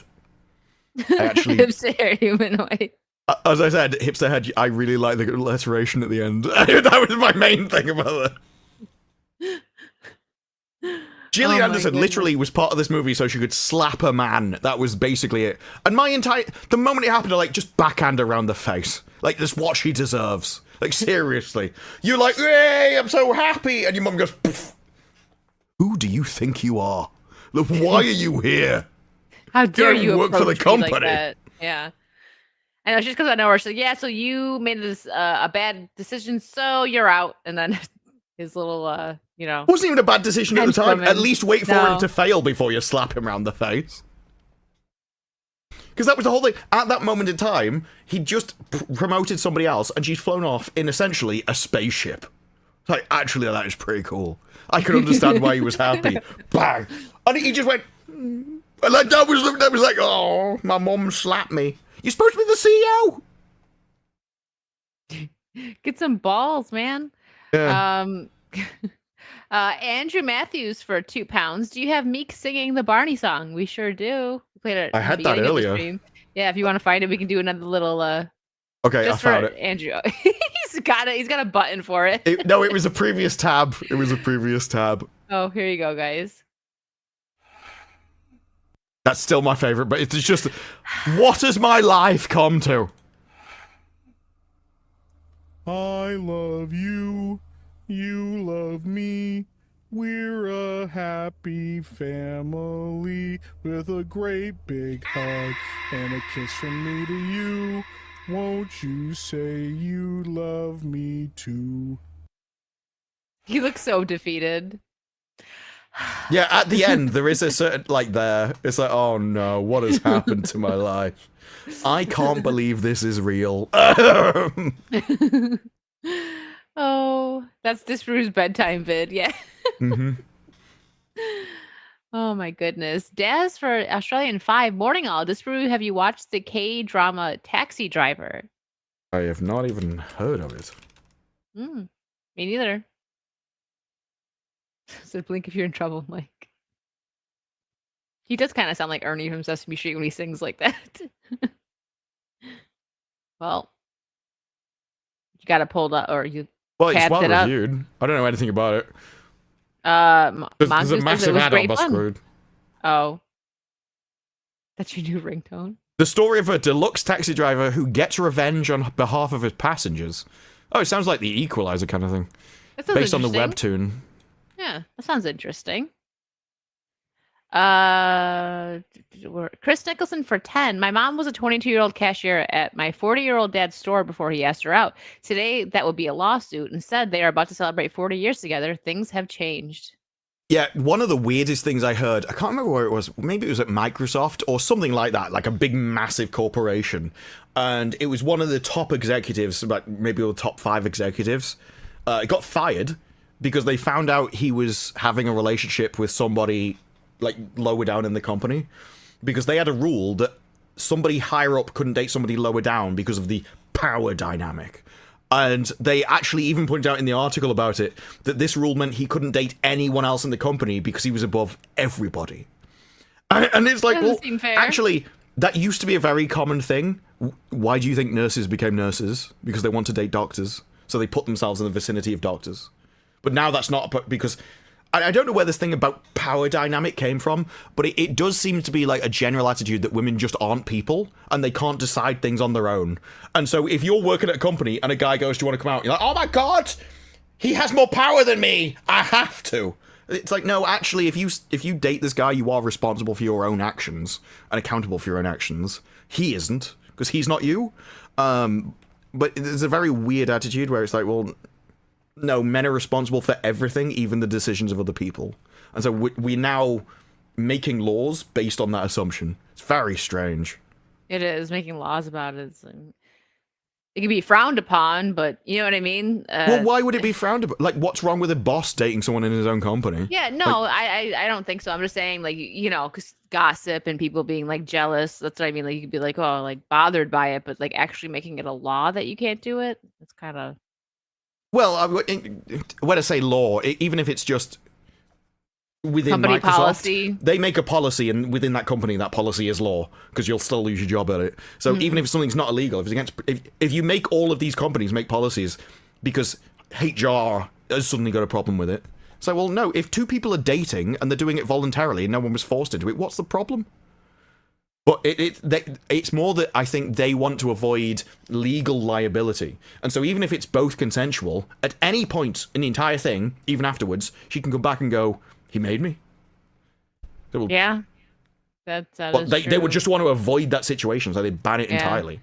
And all you're doing is stripping people's ability to meet, because it used to be that people would date who they knew, like in their sphere. So your work was a massive part of that, because you spend a lot of your waking hours at work. So it made sense that everyone pairs off at work, and now nobody can. It's like we talked about, like, the Big Brother, right? There's been more relationships that have been successful and are still going from Big Brother because you get put in that house and you don't get to talk to anyone. And it's very intimate for a long time. It's also kind of a form of trauma bonding in certain cases because of some of the social experiments that they do, depending on which Big Brother, like which country. I don't know how traumatic it is to be in a house for a bit. Well, depending on, like, some of the I've seen people say that it was kind of like trauma bonding, like not to like a crazy extent, but you know, some of the social experiments they do that really weigh on you, and just being away from the outside world completely, not being around your family and stuff, you know. So that, to that extent, I guess. What I think it is that people's relationships kind of, you choose from what's available. And so, like I think we said in the other week, if you're on a spaceship with 10 other people and you land on a planet, those 10 people will pair off. just because those are the only people around. And so when you were in a tiny little village and all the other villages were too far away to travel to, you would date someone from your village. Now, with the internet, everyone thinks, I have access to everybody, and so you think you can be more picky because you can get your pick of everybody. The moment you go back to Big Brother, well, now you're in a little tiny village again, and so I think it's natural that you will pair off with everyone in that room. Yeah. Because you've essentially shrunk your world. D Jabroni for 5. TikTok is mostly female. Of course, it's all nonsense. Yes. And D Jabroni for 2 also says, I like boobies. Well, you probably won't find too many disagreements until you get to Hollywood. And then, like, you can't do that. We need to cut out all boobs from everything. It's true. We're only going to have ugly people now.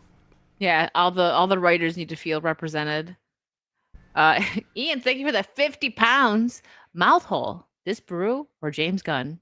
I don't think James Gunn would have ever called anything a mouth hole. He's not funny enough, Ian. No, James Gunn would have been like, well, actually, under the social dynamics of the universe, I'm not going to comment about that mouth hole because we have to find out if they consented first before we can possibly discuss the mouth hole of the universe. And then maybe we go to a different dimension where the Germans are there for absolutely no reason whatsoever. Like, James Gunn would... Actually, James Gunn wouldn't analyse that much. James Gunn would probably go, bomb hole. There you go. That's more James Gunn. Shane Muniz for 5. Thanks for the slip, Disp. Don't rule out OnlyFans with that level of talent. All kidding aside, great stream. Thank you, Shane. See, I told you appreciate the shoulder. That's my favorite thing about this world, is we're simultaneously, and without noticing any contradiction, supposed to praise OnlyFans while also having ugly women in games. And is that right? You can't comment on the ugly women in gaming and movies, but OnlyFans is good. That's a really good point that I never really thought about. You know, like you can't shame. I'm not saying you should, but I'm just saying it's very frowned upon. I mean, I don't disagree with that. I'm just saying. I'm more than happy to shame. It's okay. Yeah, no, I'm on the same page as you. I've talked about that because when I'm on like Kick, people will do like the exclamation point OnlyFans, and I'm like, you're in the wrong stream, buddy. That's never gonna happen over here. No. I just hope that is kind of a compliment, though. They're like, I hope she's got one. Yeah, I guess so. But you're so right with that. Like, you know, you got to be pro women using their bodies. We'll say it's mostly women, guys do it too, but like using your body sexually. But you can't want that in movies now. You can't look good. So I never really thought of it that way. You're right. I remember when Formula One had their grid girls removed. And grid girls were essentially women in kind of scantily clad outfits, but not showing anything. It was like hot pants and tops down to about there and stuff. And they would sort of splay themselves over the cars and just look hot while all the interviews were going on. They got fired. This was years and years ago, but it was probably one of the first times where it got removed. Because we're more mature now. We're moving into the progressive future where women can do things apart from be attractive. And the grid girls, I remember, went on Good Morning TV and went, we've lost our jobs. What are you doing? We like that job. It was an easy job. We like looking hot, and we could stand around for a bit and get paid for just being us. And so it was ugly women cancelling attractive women because they weren't them, and they wanted to be. They were envious. They didn't like that they couldn't do that job themselves, so they got rid of it. And that is one of the general rules. It's the difference between OnlyFans and like digital versions, because if you notice, they also hate VTubers. So if it's a hot girl who's a VTuber, they despise them as well. And it's because it's about what men like, but also who's benefiting. So they don't like VTubers because a man could be a VTuber. Like, he could put up it'll be the same with AI. AI OnlyFans has to be banned because a guy could do it. So in both cases, a man finds them attractive, but it's like, is a woman exploiting a man, which would be OnlyFans? So she's the one who's basically using him, versus gaming, where there's no woman involved, because it's a digital woman. So then it's only the man benefiting from it and not being exploited, and therefore it's horrible. It's basic bitch feminism at the end of the day. It's the sisterhood versus men. And so if the men benefit from something but aren't exploited, bad. But if the women are exploiting the men, good. And yeah, absolutely. Even if a woman's involved somewhere, but it's a VTuber, well, you can't have that. Can't have that. Schick makes a good point. Disparu will have OnlyFans before Wicked ever does. I would have had an That OnlyFans if I shoulder. was a hot woman ages ago. If these roles were flipped, I would like do that OnlyFans. Yes. I do customs. I would be exploiting being a woman for every penny. Guys always say that. I'd be a multi-millionaire slag. I'd be like, Guys always say that. yeah, because guys don't care. Like to a guy, Yeah. like I always bring up Linus Tech Tips because they started that as an April Fool's joke and they had to cancel it because they were making too much money. Because people like, can I see Linus's feet? It's like, yeah, sure, I don't care. Yeah, sure, I don't care. I think they recorded it. It was like, why? It's like, they want to see your feet. It's like, how much? It's like, it was like $50. Yeah, whatever. Sure, whatever. It's the only people I've seen cancel it because they were too profitable. Schick for 199 says Megatron. There you go, Schick. Jason J for 2. Diane Keaton dead at 79. Yeah, we haven't talked about that. We've been going off all stream about other things, but yeah, that's sad. She was in a lot of movies. I think for me, the first one I probably seen her in was The First Wives Club, and then I remember Baby Boom, and she was in a lot. Like she started in 1970, and her last role was in 2024. So she was working for a very long time. I know Annie Hall is very popular. I never actually seen that one, but I remember seeing like a lot of talk about that being like a classic. Oh, Father of the Bride. She was in that movie too. Look Who's Talking. I forgot she was in that. Now she was a dog, right? And Look Who's Talking Now. I'm just looking up the list now. There's quite a few that I've seen, but yeah. Family Stone. Yeah, that was a good one. Trying to think of ones that Disparu might have seen. None of them. I've been scrolling. Godfather. No? Oh, wait, Godfather. I'm What is not that? seeing Godfather. Oh, no. It was Code The of the Death Godfather of is one Michael. of like I've seen other people. It's like, well, I it's so haven't seen that popular. one. Like, Yeah. Italian gangsters. If I want to watch a gangster movie, it'd generally be an English one. Yeah. Did you see Peaky Blinders is making a movie? Oh, I saw they were doing something else. I didn't know it was a movie, but I Yep, knew they they're were doing a coming movie. back. It's going to be popular. I have to finish. I didn't watch the last season yet. And the Jabroni for 5, Schrodinger? Schrodinger. Oh, So Stinger, Schrodinger, it comes from Lost baby until Schrodinger's she cat, decides to be a where they're victim. like, there's a cat in a box tied to like a possibility thing, and simultaneously the cat isn't alive and dead in the box until you look. It's nonsense. It's obviously nonsense, but people come up with these things and they go science, and people believe it. Because science, they always believe it. It's the same thing Until that it's people think if you real. travel at the speed of at the speed of light, time stops. Okay.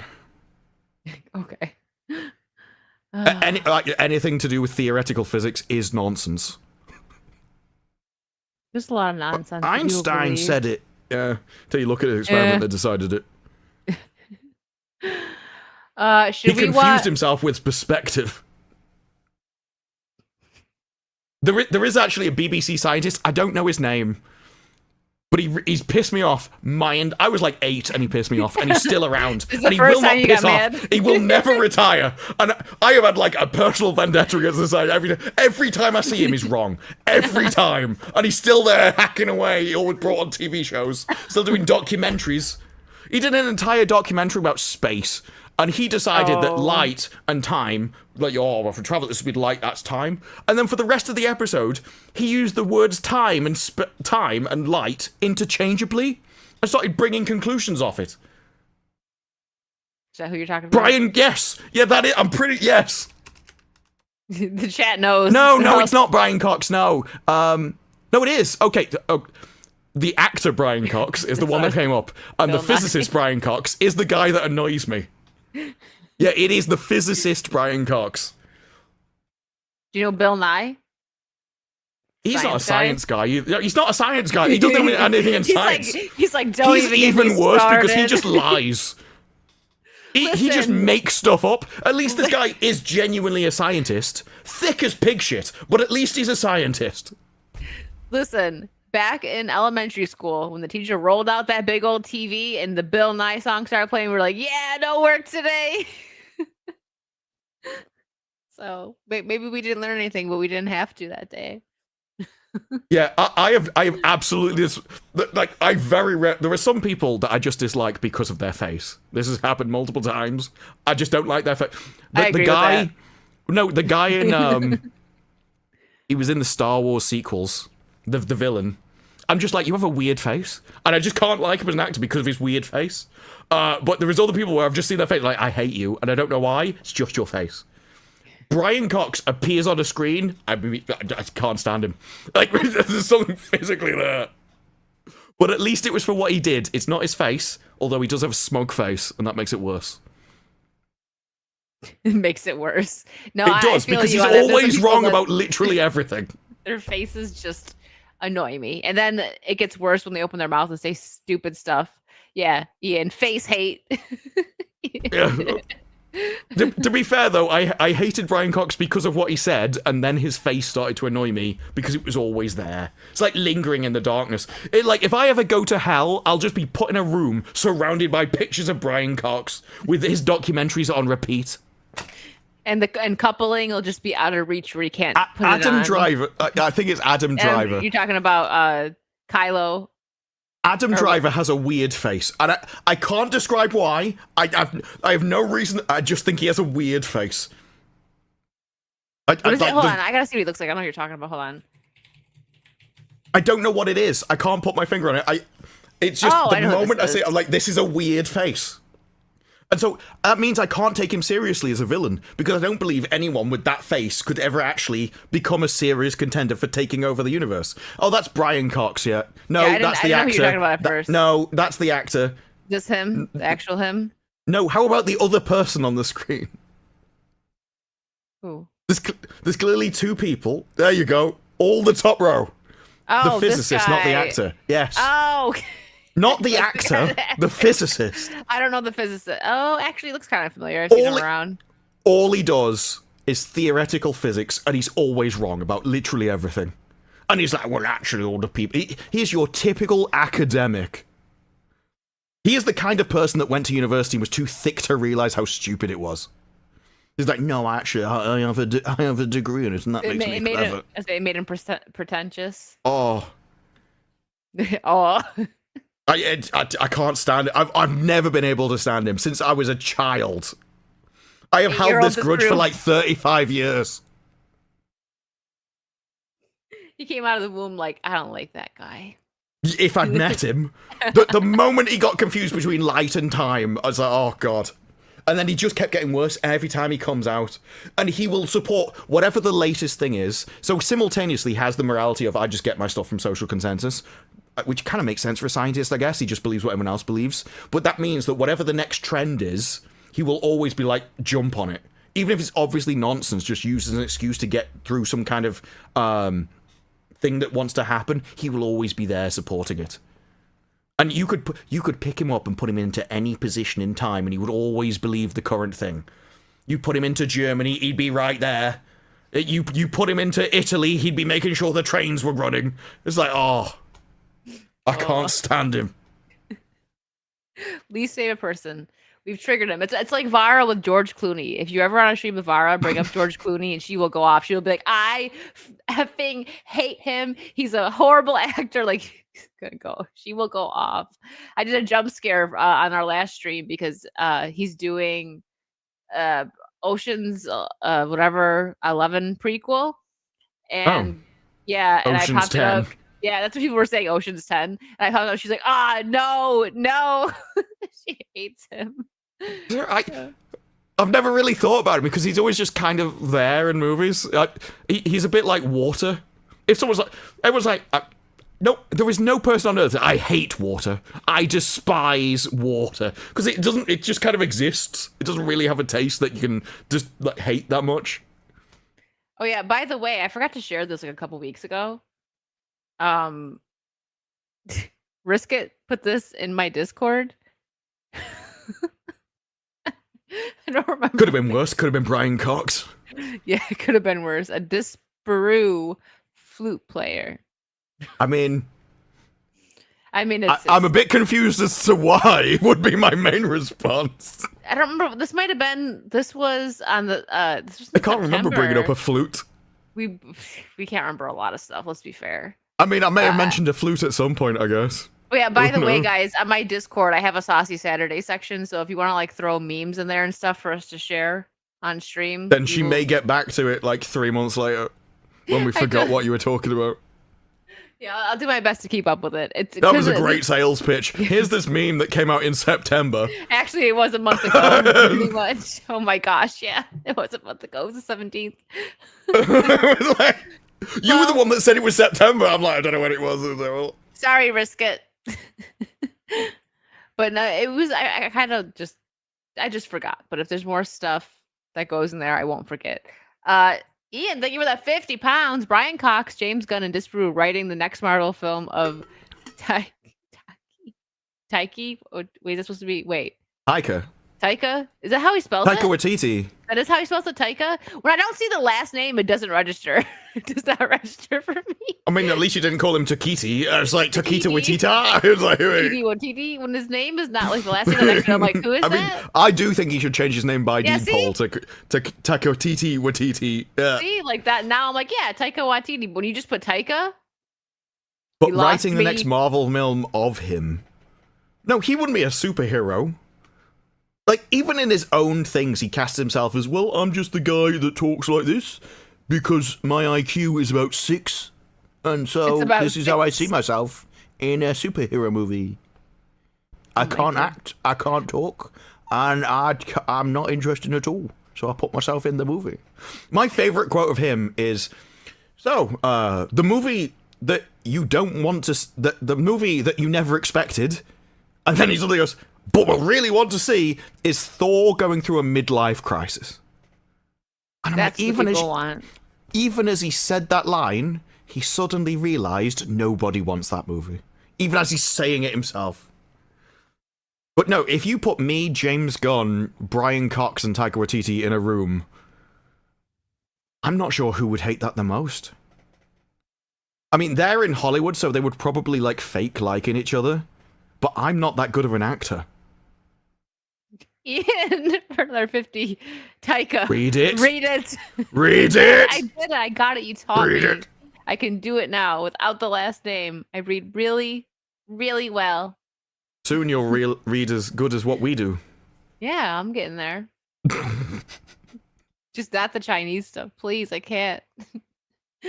But to be fair, there's been times that Jason has sent something that actually is like, I think, and she doesn't even know. So it's okay. By the way, in the private chat for you to watch later, I sent you the Space King pilot. You might like it. It's pretty funny.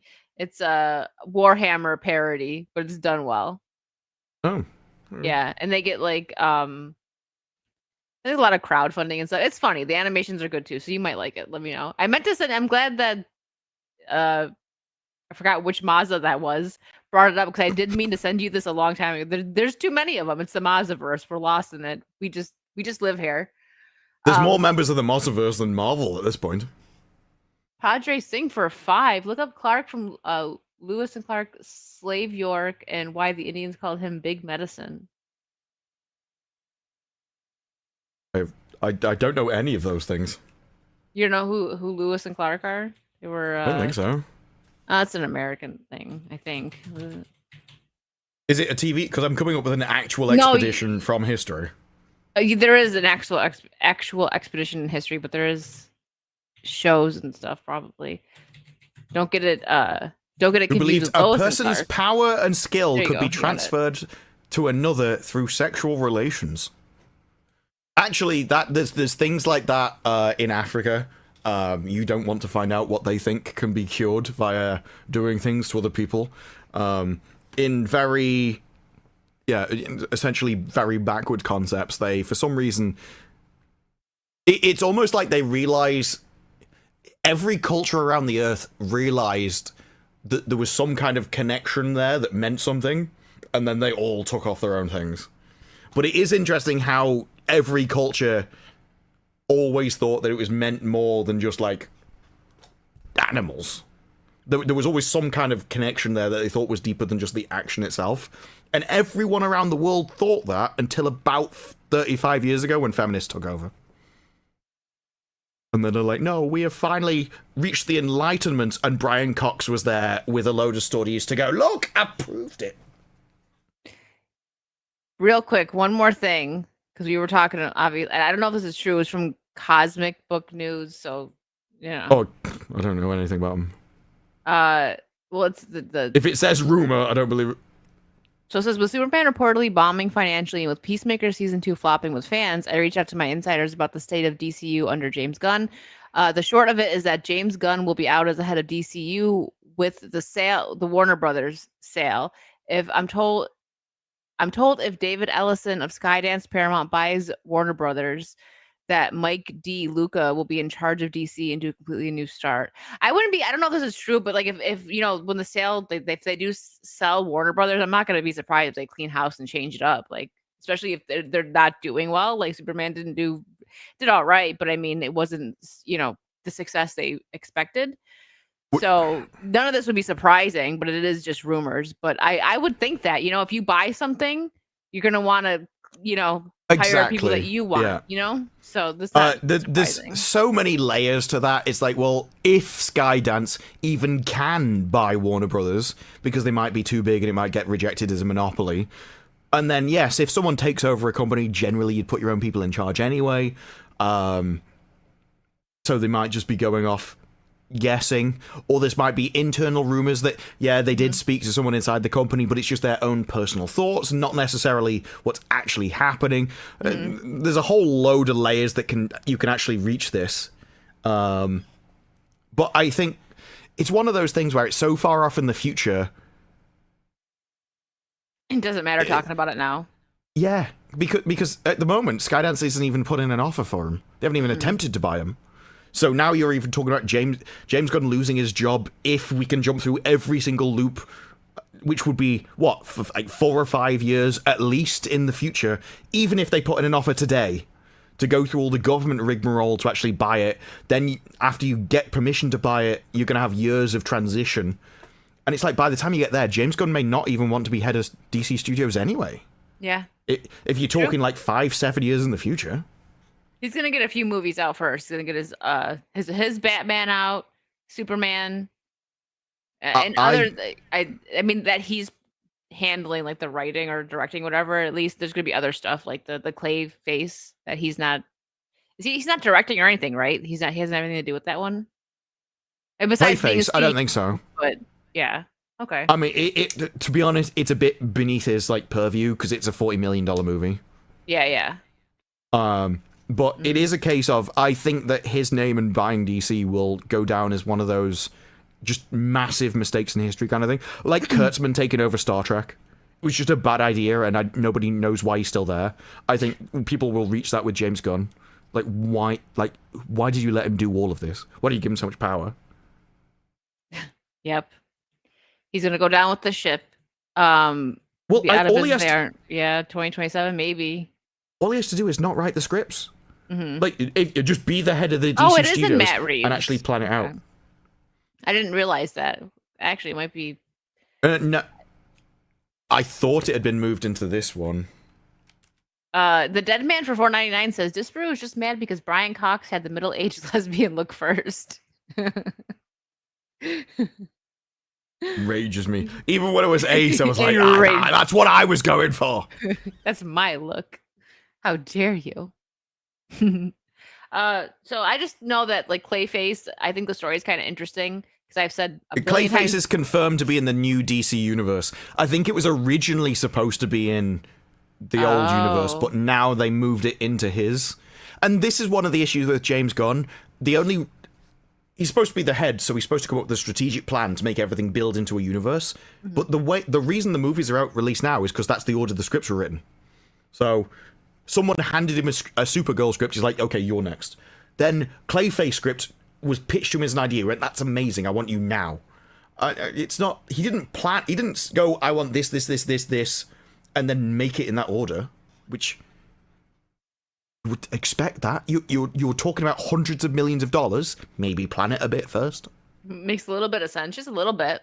What do we know? We're just people on the internet. This is the funny thing. All of this is so basic that anyone can think of it just sitting in their front room. and yet Hollywood can't with hundreds of millions of dollars.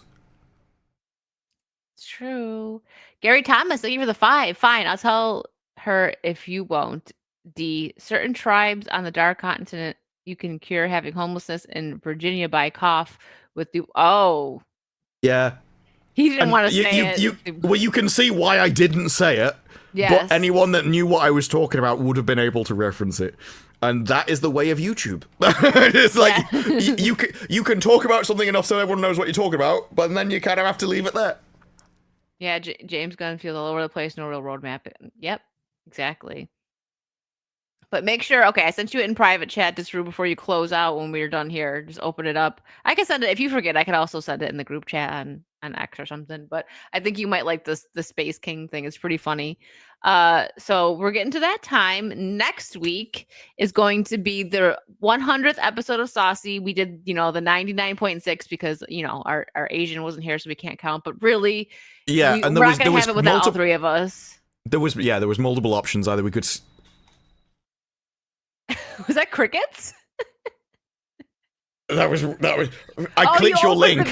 I clicked your link and it started auto-playing. But it started auto-playing after like 20 seconds. And so I just said, it's like, what on earth is happening? You don't know what you think when you watch it. Like, did you hear it back or something? Because I heard the crickets. Yeah. That was playing out of my headphones. That's how loud it was in my ears. Yeah, I heard it. I thought that's why I got like stun locked all of a sudden. But yeah, it was like the opposite. Someone talking about, do we skip this week so we have the actual 100? It's like, no, we don't have a ration, so we can't count. So that's the key. Exactly, yeah. So we'll all be here next week. So the 100th episode will commence. We'll have fun. We're going to make drinks. It's going to be a good time. Look at funny clips. I'm going to make drinks like that robot. I'm going to smash all my glasses and have to use plastic. He's going to be like, well, there was the one clip where he accidentally spilled, and he's like, I have to be right back. I would gladly pay for 20 grand for a robot to clean my house forever. I do not trust that one. It's like, no. He's going to unplug all your cords on accident. Like, it would be a whole mess. It was simultaneously very careful, and then it's like, smash, every time. I do not trust that video. It was way too set up. It's like, I saw there was a robot that ran up a wall and backflipped off it and landed properly. I'm like, so you've nailed the movement, and then you've got Elon's, which seems to have nailed a bit more of the thinking, but is still like staggering around all over the place. That's nailed the dexterity, but still smashes stuff. Like, if you merged all of these people and then gave them a mouth hole, that would be your perfect what Catty is in a mouth hole. There he goes again. The chat is if and then like a 2% game, they're gone now. We've lost. Then like them. a 2% chance per year to take over the universe. That's what you need. Oh my gosh! All right. Well, what videos do you have coming out? Are you doing a Tron? I'm gonna have a Tron review. Yeah, a Tron review and grinding Battlefield 6. Okay. I said that on FNT, and Robotic went, grinding. It's like, not in that context. I'm on about a video game. Oh, all right. Well, you guys know what I have going on. You're here. I'll be there's gonna be a lot of spooky streams coming up because I haven't been playing games enough. I've just been so busy. But yeah, she's gonna jump scare Mike. I am. I'm gonna sneak up behind him. You're never gonna see a onesie move so fast. Well, I'm the Stay Puft Marshmallow Man, so I'm gonna have to move kind of slow because I'm a big marshmallow. But thank you guys. Bite his ankles. Thank you guys for hanging out. Again, next week is going to be you don't want to miss Saucy next week. It's our special 100th episode. We will all be here. So thank you. Go say hi to Vara. She's speaking of spooky games. Actually, every time I pop in there, she's either yelling at something or getting scared. It's finishing Fatal Frame is a game she's playing. So she's finishing that up right now. Vara doesn't strike me as someone who's very easily scared in a game either. Not. She's always so calm whenever she's talking normally. She gets more mad, like she'll be like, "Oh, get out of my face!" Like more than she's actually annoyed that the ghost is coming out of the wardrobe about it. Pretty much. I've told you before. Yes. All right, guys, go say hi to Vara. We will see you next week. Thanks for hanging out and have a good night. Goodbye. I'll see ya.